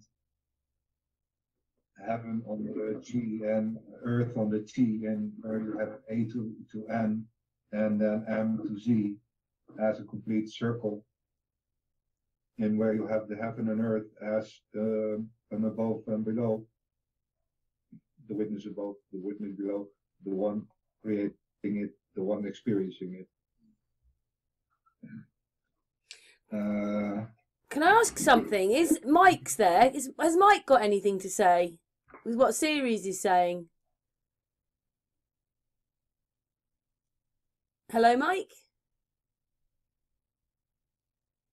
Mike, we can't hear you. Oh, Mike. Well, I wanted to say something about, because this is another argument that Globers tend to bring up, is the southern stars, the rotation. And, recently I found out in reality that no way you can tell in what direction they point all these star trails in the south they're pointing at. So unless they're pointing towards the south celestial pole, it's not proof of anything, right? It's disproof of the circle. We established already that the Earth doesn't spin and that there is no curve. So yeah, but I mean, what they're saying is that the southern rotation stars prove that it's a globe because they go in the other way around than in the north. Just wait. I have a question. Because wait a minute, Ceres. Wilson. Wait a minute, Wilson. I gotta ask this question as it pertains to what he's saying. Oh, please just let Wilson say what he's got to say. Go on, Wilson. You said on the other pole, the stars go in the opposite direction? Yeah. When you're facing north, these stars appear to go clockwise. Let's all just think about that for a second. Right. If the that's Earth the argument they use spinning in one direction, no matter which side you're on, the the stars are going to go in one direction, no matter where you are. Because the whole Earth is spinning in that one direction. How can the stars spin in an opposite direction? No matter where you are, from one pole to the next, you're going to see the same phenomenon as everything going in that direction. If everything's going to the left, and you're on the opposite side, it's still going to the left.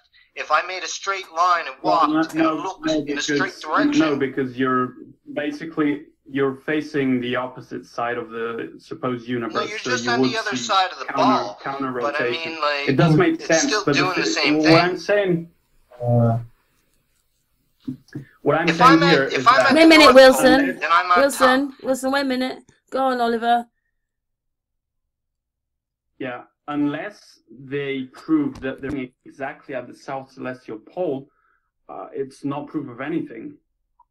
Well, I've had people claim that they and two friends, one of them lives in the south of Australia, in the southern part of, the other lives in the South Horn of Africa, and the other lives in the southern tip of South America, and they can all see the Southern Cross at the same time, facing south. Now, of course, this is a lie, because at least one or two of those places would be in daytime while the other place was at night. You can't have nighttime in all three places at once, so that's just a bold-faced lie. Now, in terms of the counter-rotation of the stars, I've concluded quite definitely that it is an atmospheric condition or a magnetic condition. But I've seen time-lapse footage taken from the northern hemisphere, far northern hemisphere, nowhere near the equator, certainly nowhere near the southern hemisphere. And what they did is take a time-lapse where Polaris is just out of frame in the top right, and then the stars that are off to the south are sort of towards the bottom left of the screen. And you'll notice that the stars near the top right are appearing to rotate counterclockwise, and then as you look south, they appear to go in a straight line, and then south of that they start going clockwise, or start going the opposite direction. And this is nowhere near the equator, and so this is definitely an atmospheric thing. And in fact, you can't, if you're in the south and you try to focus on a single point like Polaris, it doesn't have to be a star, just find a single point in the south where everything circles around it. You can. It's not like Polaris. It's a different situation. And in fact, the counter rotation has to do with atmospheric conditions. And there's really, really good evidence to back this up. Dr. Zach recently did a video modeling it in Cinema 4D. I saw that one. Yeah, this is something that's demonstrable in reality with the camera in the far northern hemisphere. Like, I think the guy was in Canada, and he was getting that same counter-rotation effect nowhere even near the equator. So it has to do with the atmosphere and possibly like magnetic birefringence, because we do have a giant, massive, powerful electromagnetic field sort of encompassing the whole Earth realm. So can I just say that, did you see in the chat? Even if it's like 2 degrees off the south celestial pole, if it's even that, then it debunks the heliocentric model, right? Because it wouldn't be like it wouldn't work. I think it's also a magnetic phenomenon. It may be a magnetic phenomenon. Maybe mixed in with some atmosphere. Oliver, did you see that? I think Mike put in the chat then that he's an astronomer. Is that right, Mike? Yeah. Mike, can you speak to us? I don't know, I'm sorry. One second, Mike. Be insane, Mike, but I'm thinking that unless the Earth is cut in two and the bottom half is rotating in one direction and the top half is rotating in another, the actual idea that stars on another side of the planet go in an opposite direction, to me, that would say that's nonsense. That's insanity. It makes sense. It works. It doesn't matter which way I'm looking. All the stars, if I'm standing at the North Pole, I'm looking out. You can do There's an no experiment. difference Just, if I'm standing at the South Pole. You're thinking about the object having a top and bottom. Point your finger up towards the ceiling, right? and just start turning whichever direction. I'm going counterclockwise, and I'm pointing up towards my ceiling. If you keep turning in the same direction and point your finger down, it's going counterclockwise. So, yeah. It's, yeah, I mean, it works. If I can just cut in here quick, I just want to say, I mean, I imagine it now very much like the toroidal field is spinning above us, and that creates exactly the same effect as a globe would spinning. Yeah. So can Mike? Sorry, D. Can Mike come in? Mike. I gotta go call my kids. Peace, everybody. Oh, Wilson's going now. Wilson's going. Bye, Wilson. Thanks for that.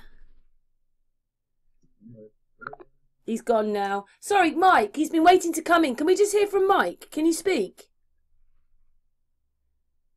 Oh, how annoying. We can't hear anything. Oh, no. Carry on then. Can you speak, Mike? Yeah. Is he there? Probably.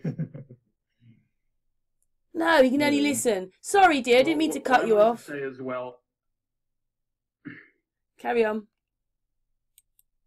Yeah, it's a logical fallacy because they use that argument to try and prove the globe, but in reality, it has nothing to do with the supposed curvature of the surface. Like, it's ridiculous to try and make an argument for the surface of the Earth while pointing to the stars, to the sky. It makes no sense whatsoever. Yeah. Jaronism did a video the other day. He just released it, I think, yesterday. And what he did was he took a standard little globe and tied a string to the axis, which is tilted at the correct degrees, and fixed that string to his ceiling, and it was taut, and that would represent Polaris. It was directly aligned with the axis. And what he did was he attached a laser to somewhere in the northern hemisphere and pointed it right at Polaris, and then started turning the globe. And the laser pointer comes right off of Polaris instantly, which is something that we've been trying to describe, and he just demonstrated it with a simple experiment. But essentially, when the sun goes down, right, on a globe Earth, and you're facing north, then you're facing, let's just say hypothetically, you're looking at the side of the globe, the dark side of the globe. When you're facing north at sundown, that would be up and to the right.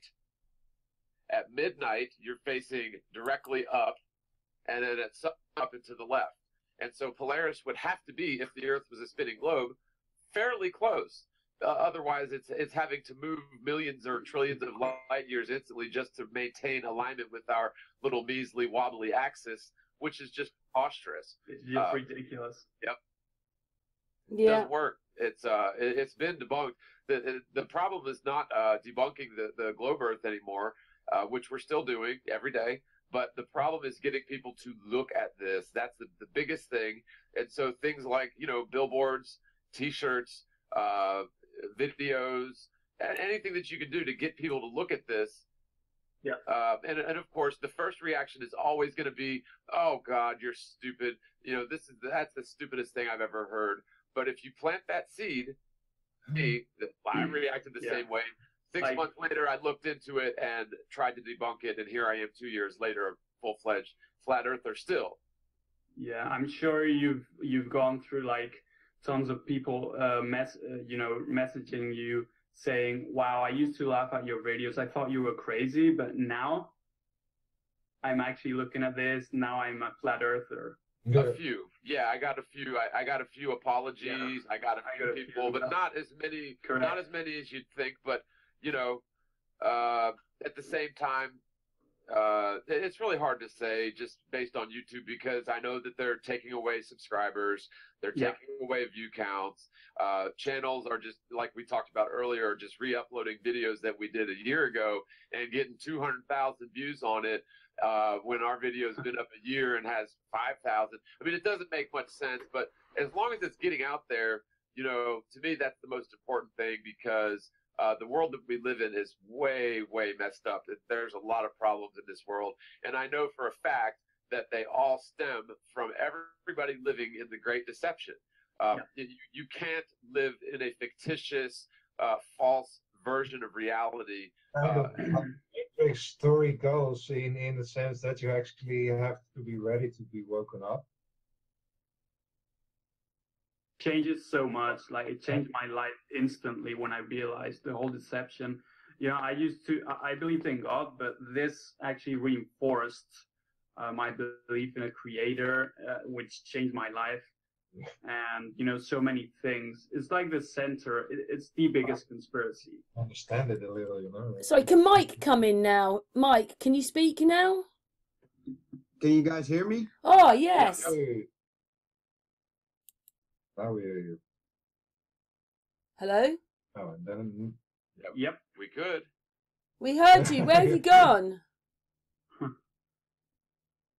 How did that happen then, if he was there? Oh. Yeah. And then his mix settings automatically blocked his audio. Oh, we'll just carry on, everybody, then. He'll just have to... Muting system, it just disables your mic because you're shouting too loud in it. Can you speak now, Then Mike? it doesn't come back up again.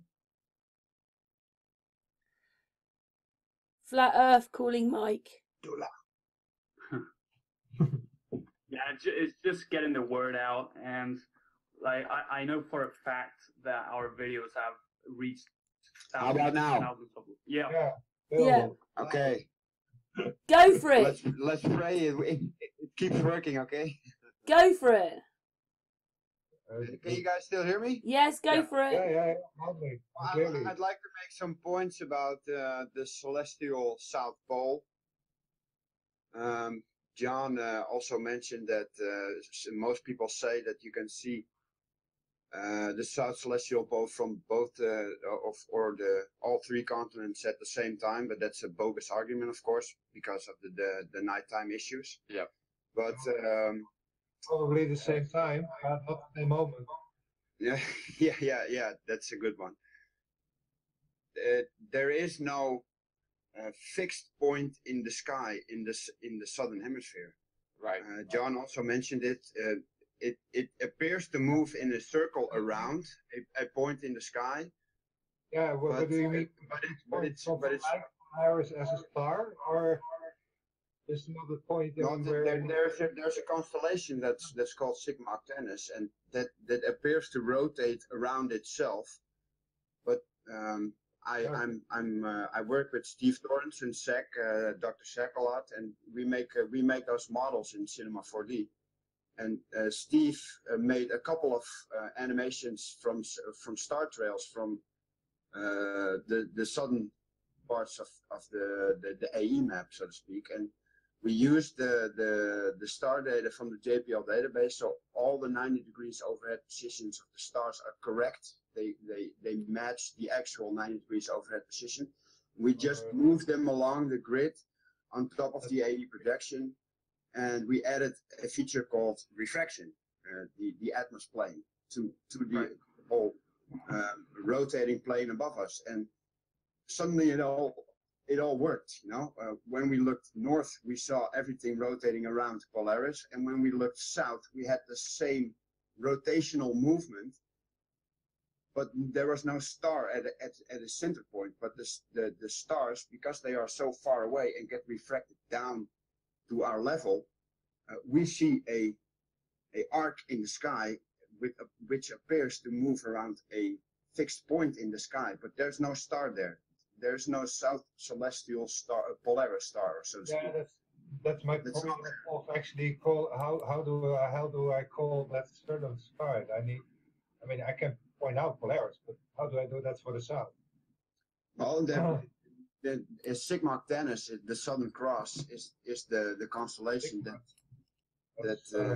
occupies the region of the South Celestial Pole, but it's not a celestial pole because there's no fixed object we can look at. Right, because Sigma Octantis doesn't really exist. I mean, they even admit that no one's ever seen it.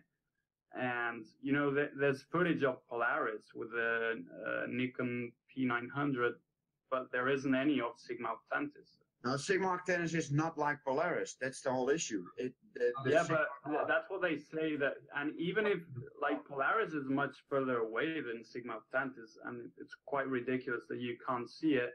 And they say it's because Polaris is it's brighter than Sigma, but it's just, again, no evidence whatsoever that this supposed star exists. Now, there are stars that occupy the region where everything appears to rotate around, and in some regions that is Sigma Canis or the Southern Cross. But there is no South Celestial Pole star like Polaris. It doesn't exist. Well, not only that, there's no point in space either that just sits there like Polaris does forever. No, right? Exactly. Everything sort of shifts. Can I do a screen share? Yeah. Yeah, go for it. All right, let me figure out how to do it. It's still the same. I mean, the celestial equator is still a straight line, and both north and south are actually working like circles around it. Well, I've been trying to make the sun work on top of the AE projection, because the problems we had, I at least had with the AE projection was the sun angles that don't match reality. When we have equinox, for instance, almost every meridian line on the AE map has a sun rising at 90 degrees east and setting 270 degrees west. That's on every line.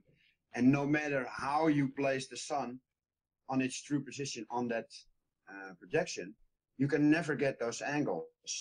It will be impossible, and it will get worse when you go south. The angles will go way off, 70 degrees off. So that was my whole problem with the AE projection, because we see the sun going in straight lines across the sky, but when you move to the north, I've seen the Arctic midnight sun myself. The sun appears to move in a circle around you. So that's two contradictory things. You have a straight line and a circle, and you can't make a circle out of straight lines. That's impossible. So when I started to look at the arcs of the sun across the AE projection for every meridian on the equinox, I just drew lines that matched the rise and set points from the meridian. So take the 0 UTC line, the prime meridian line, and on the equinox the sun rises 90 degrees east and sets 270 degrees west. If you have a small sun that's 4,000 miles or 3,000 miles in the sky, geometry-wise that will never work, because the sun stays fixed at its 90 degrees east position. If you were able to move south on every meridian in, say, 1 minute from 80 degrees north to 80 degrees south, the sun will remain at the 90 degrees east rise position. It will stay fixed on the horizon. It will not move, and that's not possible with a physical object. So that got me, and Demeter also mentioned his name, Ken Wheeler. He's done a lot of research about electromagnetism and what it does to light and light polarity, for instance. Why is behind? Yeah, and especially that. And when I started to make the sun arcs across every meridian on the AE projection, I noticed that it resembled a magnetic field, a bipolar magnetic field, with a north pole and another north pole in the southern hemisphere, and the northern pole, the northern magnetic pole in the southern hemisphere, is moving. And I don't know if you guys are familiar with Pilot LX. I'd like to say something here. There's one thing that occurred between on the photographic version of Google Maps, and that it doesn't matter within the square where you are on longitudinal sense or on latitudinal sense. Every north-south direction is always parallel to the other one. Yeah. And here's something that is always that particular line between the northern point and the southern circle. Here's something interesting that we've uncovered, and maybe like to hear your guys' thoughts on it. But you know, the whole thing about the equinox with the sun rising 90 east, setting 180 west or whatever, that's how east and west are calibrated for any location. So that it's not a coincidence that the sun rises and sets at 90 degrees east on the equinox, or whatever, rises 90, sets 180, or 270, whatever the hell it is. It's because due east is calibrated based on where the sun rises, the equinox, for whatever latitude you're in. So it's built in to the to the deception. If you go on Google Earth, say 100-mile straight line east, and then draw from the eastmost point of that line another line due east, it will be a different direction. And then furthermore, if you go from the same 2 points due west, you'll have two different lines. So and you can do this on Google Earth, and Jaren's done it a few times in videos and on live stream. They've screwed with things. There's some kind of a code, I forget the name of it, the T80 model that the government military uses for mapping everything and for GPS and telemetry and everything. It's top secret. It's not open source. You can't see it. And that's the data set Google is basically using for their globe. And so they've pulled it off. I mean, it is a great deception, but the thing is there's so much ocean and so much that we don't know that they can really pretty much do whatever they want, and there's no way that we can really verify or falsify it, short of doing a full survey of the far south, which is technically illegal and impossible at this point. Well, the 90 degrees due east direction. Sorry, the 90 degrees due east direction is not determined by the equinox. The 90 degrees due east position is determined because you are standing 90 degrees opposite of geographical north. And in astronomy, the geographical north is determined by Polaris. That's how you align for. And I'm not arguing that. I'm definitely not arguing that. But you know how we've got a magnetic pole and a geographic pole? Well, that's where they're slipping this in there. And I don't know. I didn't do the research. I don't know the full story, but I do. When Jeranism has done research on something, it comes up with something and publicizes it, then I tend to I trust his research. Yeah, I get that, but I think I know which video you are referring to, and I believe Zach sent Jaren a video, personal video about his wrong method of determining the directions of east or west. And I don't know if you have seen that video, but I suppose Jaren has seen it. No, I haven't. Zach sent it to him personally. Well, at the end of the day, you know, to me it's quite irrelevant, you know, because without curvature and without axial rotation, then the globe heads have nothing really. Yeah, and all the rest of it is not our eyes playing tricks on us, because our eyes are very sensitive instruments, but it's the way that light behaves. You know, you can, for example, if you're trying to spear fish in 4 feet of water, if you aim your spear at the fish, you're going to miss him by feet because of what's called birefringence. It's just and it could be because of the medium of the water, or it could be because of the vibrational field of the water. We don't know, but at this point it's irrelevant. But the same exact thing happens not only with the atmosphere, but also with magnetic forces. And so we really we can't point to the rising sun and say that's where the sun is, because that's just, you know, like Dr. Zach has said, and I've said 1,000 times, that's the apparent sun. And it's all based on, you know, the sun is an omnidirectional light source. We don't know what it is, but it certainly isn't atomic fusion, which is just theoretical. But it is an omnidirectional light source, and it appears that when that solar radiation meets with our atmosphere, it scatters, it spreads. You know, light is merely just a spectrum of a sliver electromagnetic spectrum. So it's no surprise that visible light would travel or propagate or scatter or tend to magnetic flux lines. And it seems like that's exactly what the sun's doing. And it's almost as if you've got the sun as a positive and the moon as a negative, which balances out day and night. And we get the seasons, you know, obviously from the sun apparently traveling from Capricorn to Cancer and back. And it all works very nicely. The only problem with the projection is that it was presented to flat earthers as a model. And unfortunately, it is not a model. It's no more a model than Mercator projection is a model of the globe Earth. It's just a projection, and it's not claimed to be 100% accurate, but it is.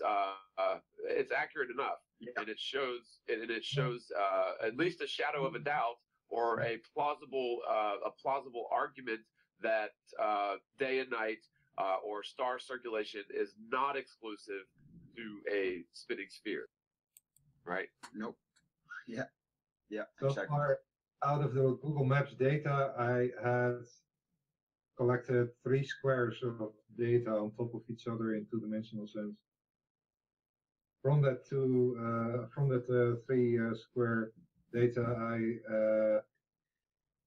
transformed that into the one-on-one latitude longitude projection on what they give us to the world as the 180 by 360 degrees. That's how they notate the position somewhere on the world. But apparently it's all translated back to the triple square in where the actual XY coordinates are used to calculate distances between, because they know the actual size of the square through the equator. All they do is actually squeeze the latitude together and stretch it in the middle somewhere. Particular Tanger's waveform formula to bring the whole 90 degrees in latitude y coordinates of 3 squares into the ball projection of one-on-one latitude longitude, which you only have to project then over the ball and adjusting then the longitude in where you can destroy the longitude. So first they destroy the latitude and then the longitude in actual reality. When you take the photograph, you see actually first the pushing in or the stretching out somewhere else. And when you project it on the ball, you actually see how they squeeze it so tight together that all the house corners are no longer 90 degrees, but either stretch or pushed together reality anymore. And you see actually through doing these empirical detailed photographic proof of what we know personally from our own location, what they only show in Google Maps anywhere in the world of our own locations. And the more north or south is better even, for even confirming how destroyed it is on the actual ball projection or even the circle projection. It doesn't matter, the circle or the ball, it's a two-party system of the same. One is evil and one is more evil, and the only thing they did with this as a child, here, this is the flat earth circle, here you fall off. That doesn't happen, huh? No, this is the ball. That's where we live. No, it's a projection of something that is incorrect to begin with. So the AE projection is in of itself wrong. Yep, exactly. But it's the closest thing we have to. Aniki pointed out that even the military uses the UTM format in where they actually calculate their own distances, because they need to. They have to have their whole logistics stuff in order. Yeah, they have something completely different that they use. Because like what the AE projection is, the AE projection. The AE projection must have come out either after or at the same time as the globe and the Mercator projection, because it includes the American continents. And so with that fact being known, we know that they basically clone stamped the longitude degrees at different latitudes from the north to the south. And that's a huge shortcut, expedient, practical, if the Earth was a globe. However, it's not, and so all that stuff is thrown off. Meaning everything in the Mercator projection and in the AE projection is not accurate. It can't be. There's only one truth in distance, and that's the equator itself. The rest is I think that's right. And that's one thing I Well, okay, if that is the equator, then this is completely the equator for north-south. And in a way, yeah, 360 circle south, yeah, it's still true, but 40, it's a space. Well, you know, for all we know, like this is something I've been kicking around. For all we know, the sun could be going in a triangular pattern, and it would appear as a circular pattern because of our perspective. Yeah, it may not be. It may not be a circle. It just looks like that for 3D, but in 4D, 5D, it's probably something else. It's in a way our own restriction in how we perceive it from our own perspective bubble. But the functioning itself, the bigger picture, we can still work in 3D. And I figured out that even the whole flower of life pattern has to do with this, as the thing as heaven is the circle and earth is the square, and where the square is the base for the earth, but the circle energy of the flower of life bubbles of spiritual energies are actually flowing through this as a way, all combining in how the flower of life pattern is actually growing in their own exactly. They call it to 13 squares actually end up with the same circle in the middle of the square, and to touch all the edges of the square. Between there you have 15 circles to end up at the same position again. Of life pattern repeat. And through this, if you do that in where the leaves actually touch the edge of the square, you end up with only a single step of repeating the same circle within the same square. And this is probably why east-west is just a single square. And I ended up with 3 squares of data to begin with, what actually confirms that there is more data beyond the single square of north and south. And that confirms in how the flower of life actually functions. And I discovered through coloring the elevation data that by putting the sun on a lima small circle on the between the equator and the tropic, and lining the position in north in east-west direction up with the sun wave that goes here around, what crosses the center of latitude 0.0 and the center of the smaller circle and the bigger circle meeting each other. And that particular positioning caused that the flower of life pattern had to move up and to the left a little. What actually had the circle on the bottom actually lined up with the edge where the wave in the elevation data itself etches this particular flower of life pattern. So I figured there are 3 circles of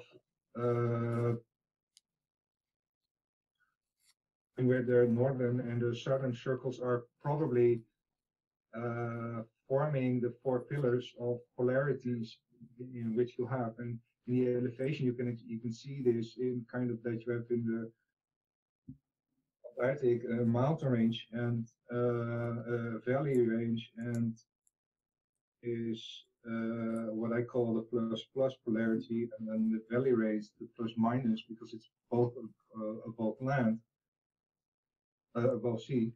And then in the north you have a very deep rim, the minus minus, and then a mountain range below the sea, what I call the minus plus. In that sense, you have 4 polar combinations of 2 polarities in forming the 4 pillars of the Earth. In that sense, and between there you have this whole field above us. That's the projection in how we see the whole 5th-dimensional circle, in that sense, in our sky as 2 halves of things put together as a wheel what turns around as in its own movement, and we can actually move over, see that it is a wheel still parallel in the same direction. And that's what I mentioned in that I noticed that many, particularly northeast, north, south, east, west grid lines of streets and lineups with football stadiums all over the world are exactly parallel to each other all over the square. And it is the photographic version. And in that sense, I figured that's reality, toch? Toch? Everything's square, in other words. It's not bent and it's Dutch in between there. It's not bent or bowed. Everything fits into these boxes. So this is why series. Well, the issues I have with this square projection, it's basically the same as the circular. It's the angles of the sun, because pick any point above the Tropic of Cancer. Let's say 75 north during the summer solstice. Yeah, during the summer solstice, you go to the highest tip of Norway. You stand there, and the sun has to move on the Tropic of Cancer. So when the sun rises, or it never rises, but when the sun is at its lowest point, that's due north. And nowhere on the square map, when you are at 70 or 75 degrees north, nowhere on the square map will you look due north for the sun. You see, yeah, the actual position of the sun at that time will be somewhere above South America, probably, or Venezuela. Sorry, guys, I have to go now, but it was a great talk.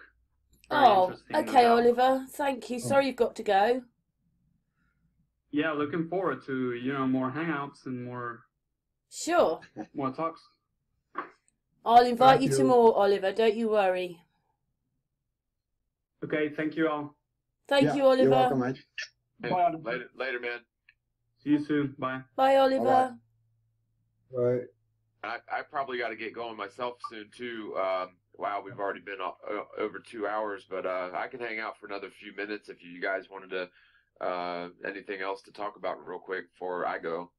Well, John, since you're here, we, Zach, Steve, and Tony, have been trying to get a hold of Bob for like a year now, and we've sent him emails. Really?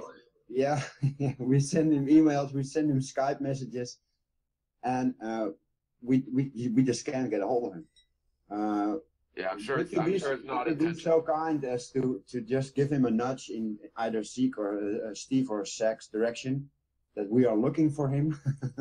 Yeah, absolutely. We actually had Karen B on last week, and we tried to get Zach and Steve on, and we could not. So no, Zach doesn't do online interviews. Well, we wish he did though, because I'd love to have him on. He does. You guys do some great work. He's got a hypertension problem, so. Oh, well, if you want to set up, I know next week we've already got a guest lined up, but if you want to set up a time for, whoever wants to, I can get you whoever on the Globebusters if y'all want. If Zach just wants to talk to Bob, I usually either Skype him or text him. I don't want to go giving out people's numbers without their permission, but I can give Bob Zach's number or something like that, Yeah. Well, we are in a messenger group all together. Tony, me, Steve, and Zach, and Rick Hammer from Rob Skiba is also in there. And if he would like to, we can add him in that messenger group, because we discuss a lot of our work there, and some of our issues we are having, we would really like his opinion on, because his extensive knowledge about certain topics is greatly needed, so to speak, because we're running into some problems, and I know you guys are basically researching the same concept as we are. Yeah. So I think a certain collaboration at this point, because you guys are aware that we make those models, Yeah, definitely. I'll definitely get you guys in touch, and I'm sure he's not ignoring you guys intentionally. And no, you know, but honestly, I'm in a couple of Skype groups, and I've got, I think in one of them 3,546 unread messages. And so, like me personally, I'm the worst at social media because I've got 10 million things going on, already. And my main focus right now is doing my book. But then whenever I run into something big, it's like I have to make a video about it. You know what I mean? And so people accuse me all the time of like ignoring them, and it's not intentional. I'm sure. But I will talk to Bob, and if you want to tell me after the show or put in the notes how to get in touch with you on Skype or whatever, I'll forward it to Bob and just let him know that that you work with Zach and Steve, and that you guys want his expertise on a couple things. I'm sure he would be glad to help you. Well, I think Steve and I would like to be on Globebusters sometime. Okay, yeah, well, we can do that. I know it won't be this week because we have, I think it's Devin Maggi as the guest, but we can coordinate something. I don't know. We've got 2 weeks from now. We can do it then. Yeah, sure. So what I'll do is, if you just want to put your Skype ID in the chat, I'll forward it over to Bob and ask him to please get in touch with you to coordinate, because he does most of the coordinating of guests and stuff.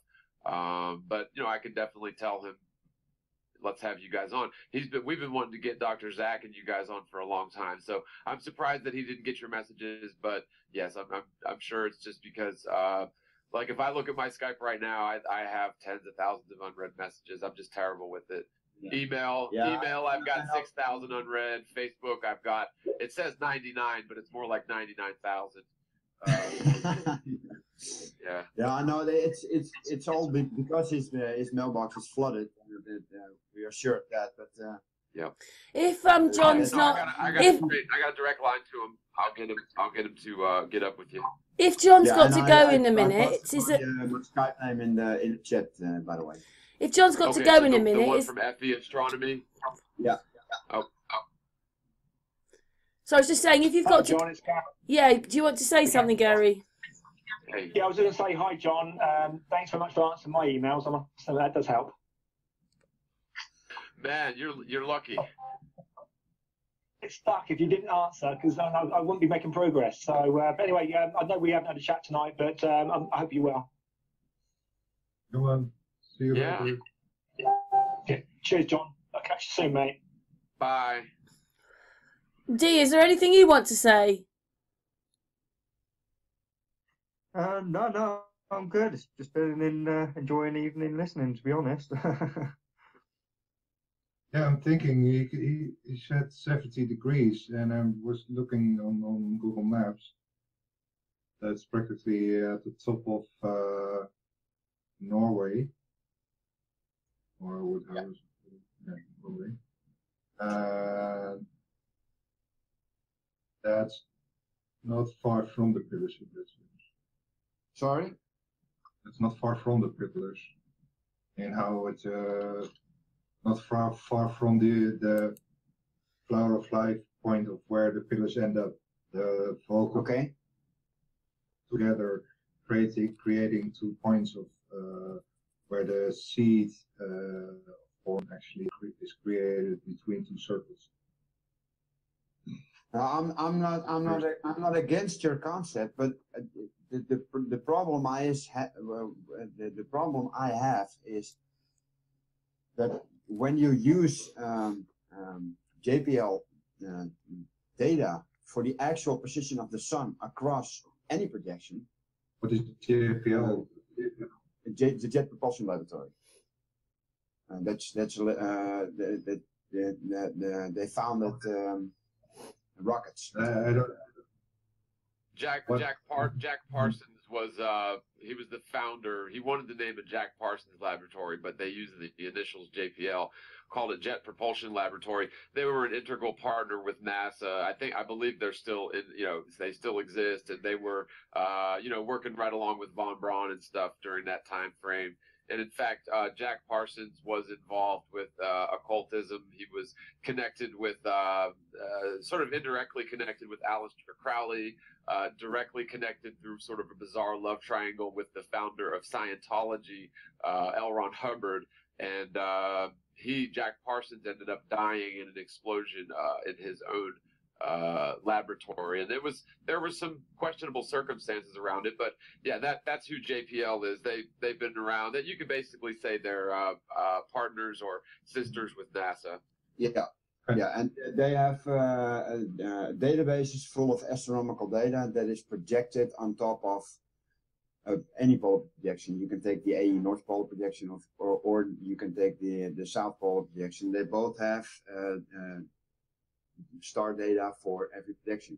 And what that database lists is the actual 90 degrees overhead position for each object. And we took out the sun on top of the A projection, and we just used the X, Y, and Z coordinates they gave us from their database and used it on top of the A projection to give the 90 degrees overhead actual position. And they use that position because 90 degrees overhead has a zero refraction index. So basically you can see the actual objects. That's their analysis. So when you plot every coordinate from their database for the sun across the AE projection, you get basically the sun moving in a circle around the map. And it moves in position between the tropics during the year. So every circle it makes, it ends up in a different 90 degrees overhead position because it's moving between the tropics. So basically what you get then, if you turn that sideways, you get the sun analemma.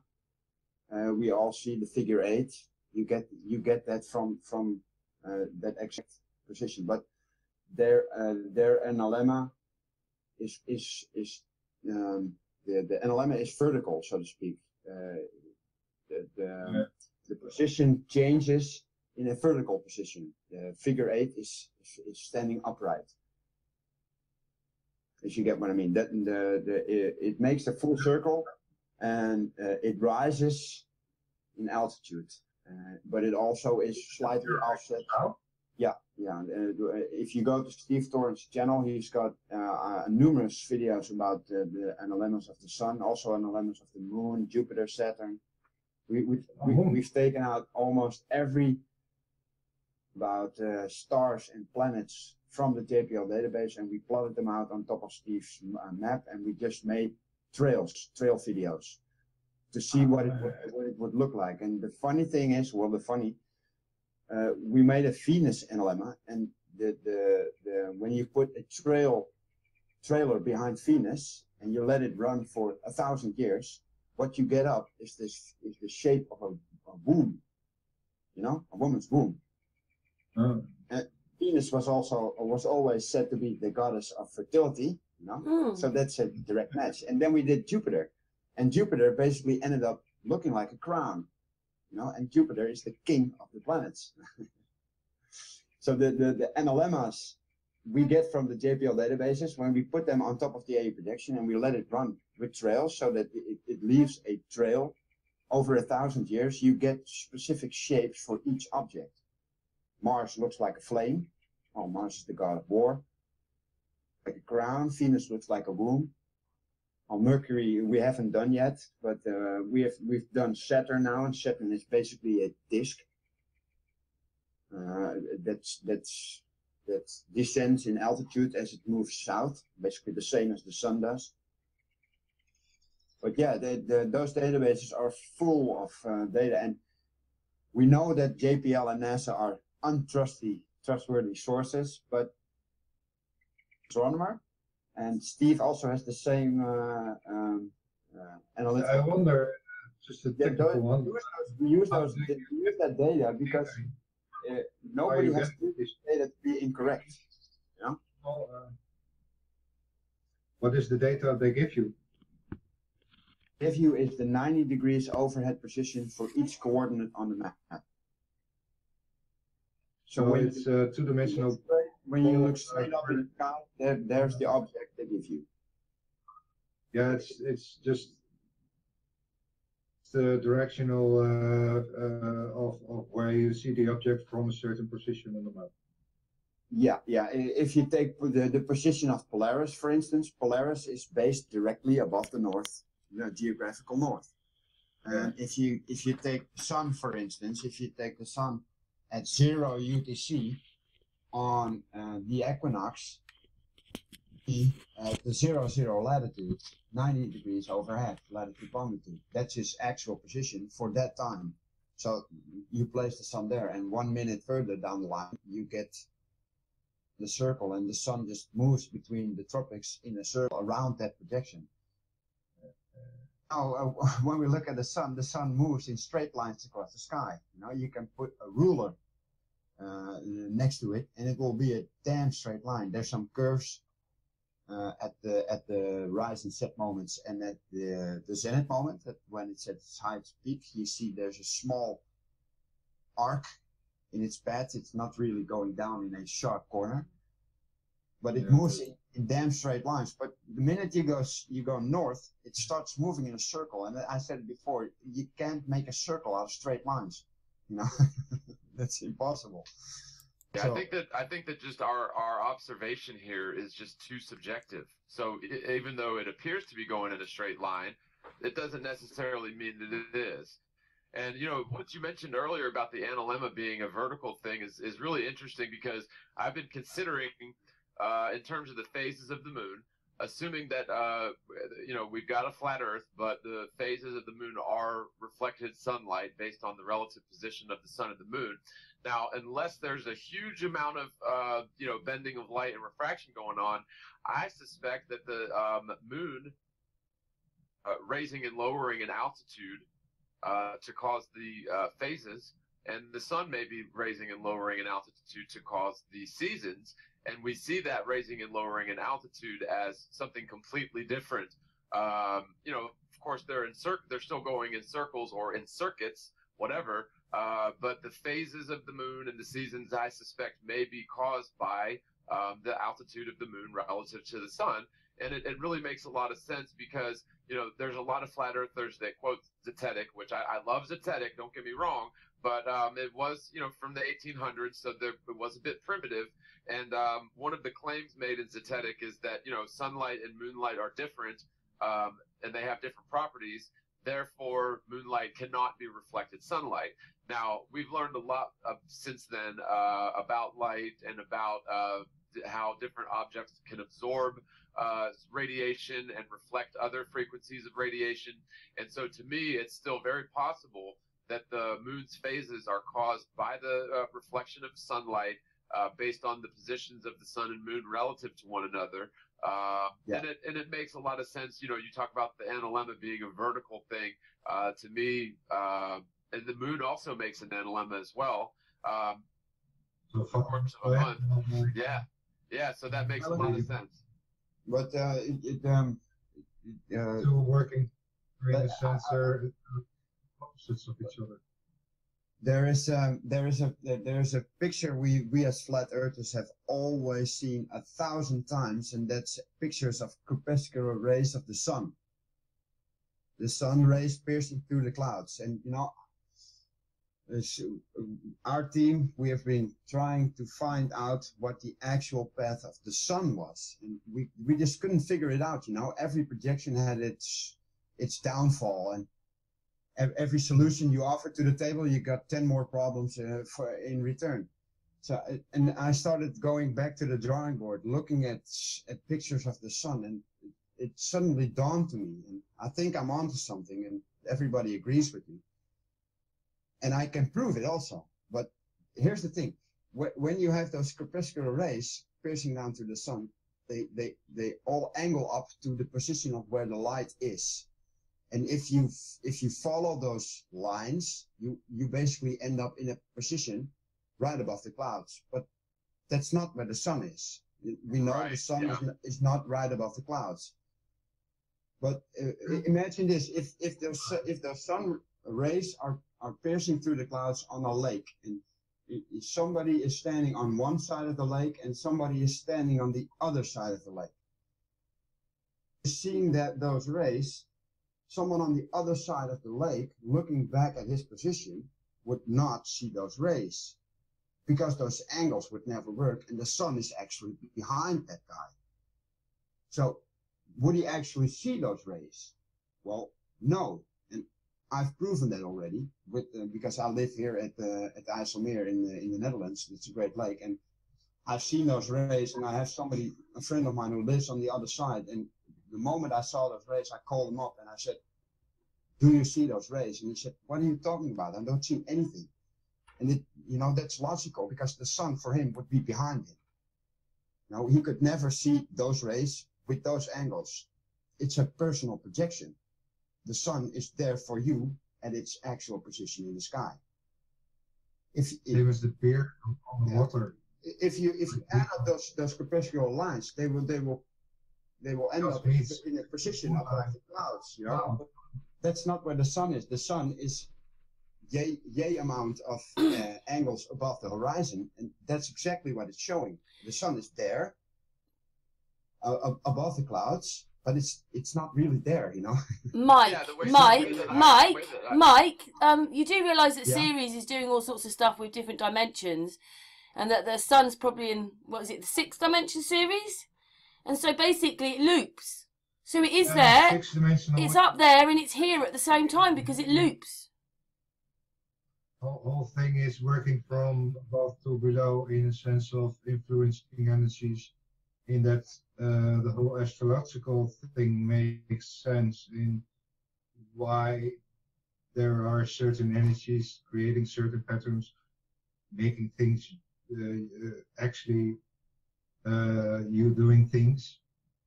I mean, it's all describing that it's actually. Now you're starting to go off into the realm of assumptions, Right, and before I go, real quick, I just want to reiterate, anything beyond third dimension, unless you're assuming that the fourth dimension is time. We're just, if there are such higher dimensions, we are not capable of experiencing them, understanding them, seeing them, grasping them, touching them, anything. And so it is really, really theoretical. But in terms of the apparent sun, the way that I think about it, and it makes a lot of sense, is imagine you've got like a torch or a flashlight, as we call them here in the United States, and you shine the flashlight through, say, 3 panes of glass that are all, lined up, parallel to one another, and you shine a light through these 3 panes of glass, and then you look at these 3 panes of glass from the other side, you might see 3 suns. At it head on, you're going to see the light hitting and sort of passing through that third glass, and you wouldn't see the source light, you wouldn't see the 2 panes of glass behind it. And our atmosphere and magnetosphere or atmosphere, whatever, behaves exactly like that, only more like a liquid. And so the apparent sun casting corpuscular rays makes a lot of sense because it's just an instance of that omnidirectional light passing through a medium that's fairly close to you. And so if you triangulate on those rays, the sun appears to be right above the clouds. But that is just an instance of that omnidirectional light passing through multiple layers of media and hitting your eye. I don't think there's any 5th dimensional thing necessary. Now, of course, there could be 5th and 6th dimensional things, but of course, if you go back to the old flatland analogy of cosmos of Carl Sagan, of course, I'm getting a Skype call, so I'll just know it's a Facebook call. I'm thrown off whack here. Fuck, I just lost my train of thought. Let me close out Facebook. Wow, that's annoying. You guys hear that? Just a tiny bit. Yeah, a messenger call. But anyway, I guess the point that I'm trying to make is that, if you go back to the 2-dimensional flatland from Carl Sagan's Cosmos, he describes a 2-dimensional reality where you've got little circles and little squares, and they live in little square houses, but they don't see each other as they're squares. All they see is the cross section of a line because they're stuck in that 2 dimensions.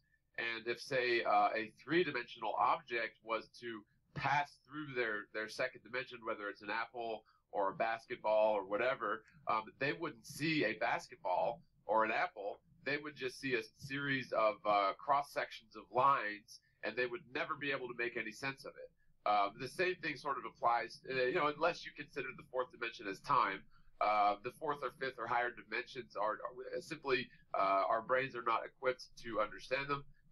We are not equipped to experience them unless you're dealing with maybe dream state.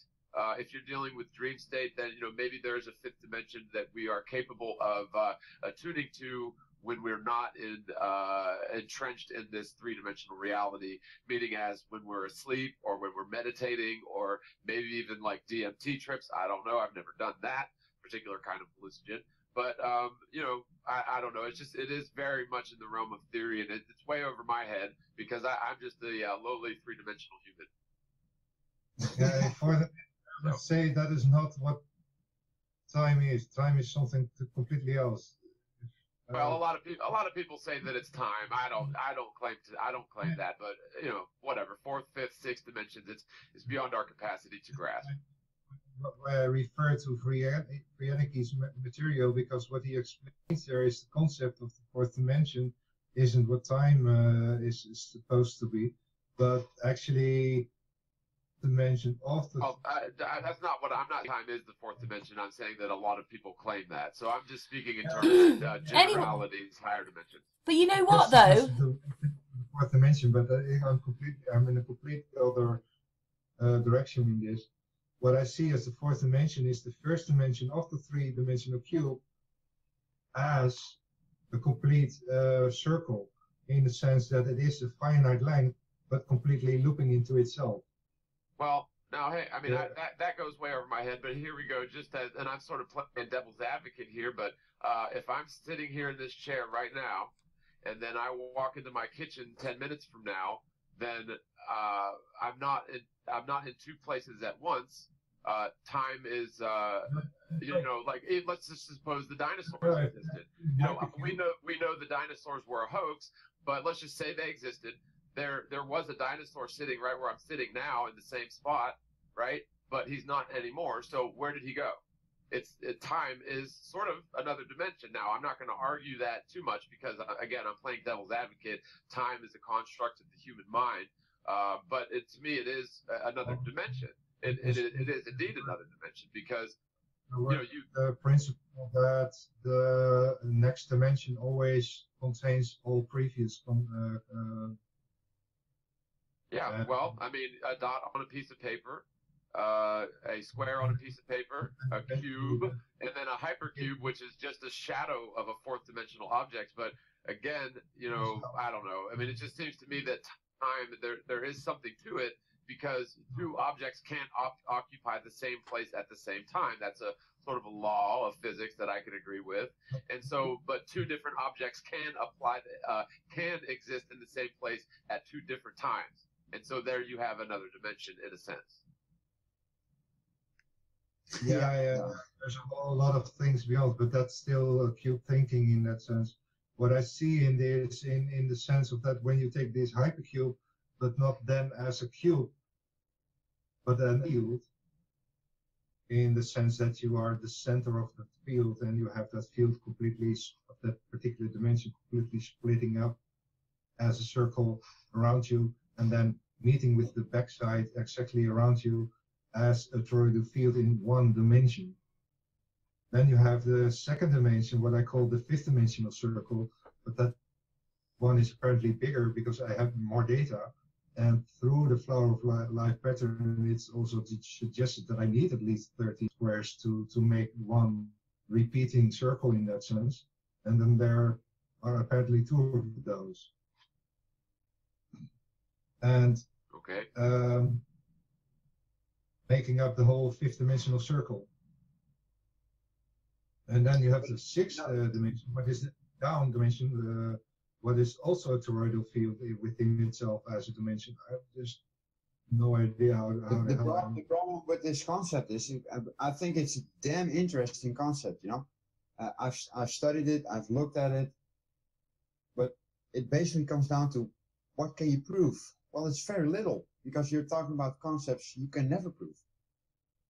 I don't know. The map shows it. The photograph shows it.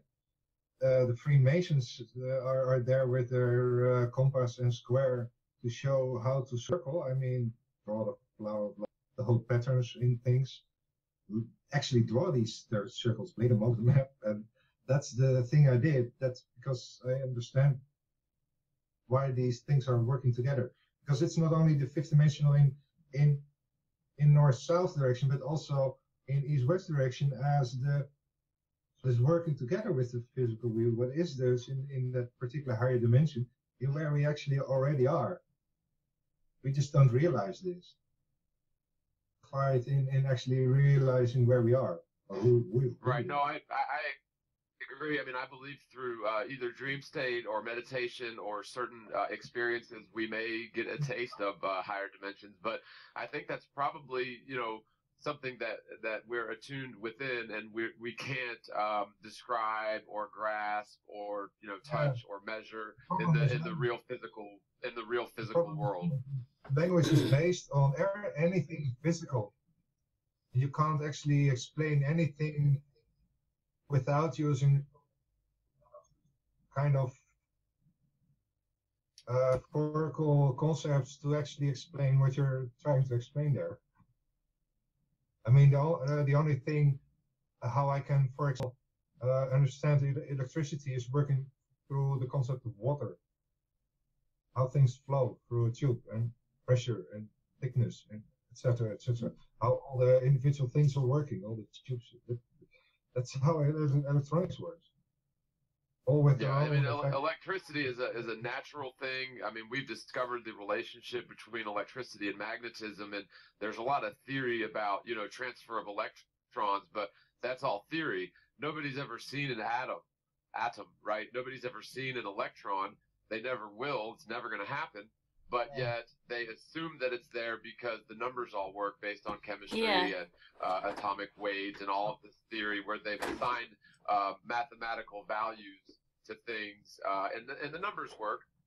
But in terms of, you know, if you ask an honest electrical engineer what's actually going on in an electric circuit, you know, they'll, at the end of the day, when it boils down to it, they'll tell you, well, they have theories, but honestly, nobody knows what the hell's going on in there. Mm.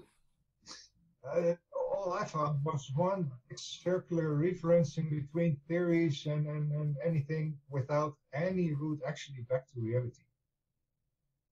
And that's what's exactly what in terms of described electricity, mythical fantasy of that it is working in the math. Yeah, it's fine that you have the math, but what is the actual concept? What is the actual reality on what you? I mean, I took just the Google Maps data and I figured, well, this is photographic, this is what I live. Anything I do with this choice is reality. It's just truth right in your face and then lying. Yeah, the truth right in our face all the time, you know, but they also give us, how do you call it? Strawmans or straws? You know, they give us a specific set of ideas and knowledge, and we run with it. That's how they controlled the flat Earth movement in the beginning, by giving us the AE projection. You know? Give me the data. I make my own. Then presenting the AE projection as a model, I think that was the deception. The AE projection isn't a deception, but presenting it as a model, I think, is, or it's not, maybe not intentionally deceptive, but it is misleading. Yeah, and they give out a specific set of knowledge which we are allowed to see, and we run with it, and we make up our own conclusions, and 99.9% of the time they are wrong. And that's why every time we think we have a solution for a problem for whatever projection, well, just give somebody 10 minutes and they will find 10 mistakes. Yeah. You're just saying though, aren't you, really? It's left to the people to sort this out. Because look at all the astronomers, the scientists, all the crap they're saying, and it's actually left to the people, and we don't have, well, whether they do or don't, NASA kind of equipment to be able to measure all these things. We're having to do it on the ground. Except Ceres, who's downloaded all this elevation data, which isn't common knowledge, which most people don't know about. So that gives another side that people haven't seen. But it's just incredible. How did they get the elevation data? Where did it come from? Does it come from a satellite? No, Is it then themselves? Well, I figured so far they lie about the data because I can't really lie the data itself, but they can always lie about the data to the public in that sense, that it is coming from a ball, etc. That eventually there's predicting it back. Every bit of data that is in there in the public domain is there for a reason. Yeah, in a sense, I just figured out through the particular wave formula they use to translate the GPS coordinates of latitude longitude into XY coordinates of that actual image you are then on that particular, and that's in the square. So you get the square image based on the GPS coordinates of a ball. So they give you 2D ball coordinates to position you in a two-dimensional 3D flat plane. Yeah, space. The squares line up as one big square, all in one size. Yeah. Literally, when you shift the data just pixel by pixel, you just end up with the looping. That's in East-West already. If you ask me, the fourth-dimensional finite size. What I find hard though to figure out is what then the fifth-dimensional finite size is. But so far I figured probably 26. And why even the alphabet is connected with this, that you have the G in heaven, the T in on the earth, and connecting to the Mason case. Hey, well, listen, guys, I gotta run. I gotta give my little dog a bath and stuff. But it was awesome hanging with you guys. Hey, be sure to send me a link to the show so I can share it and put it on one of my playlists. Sure. And I did send Bob a message with that Skype name. Okay. He will be in touch with you guys.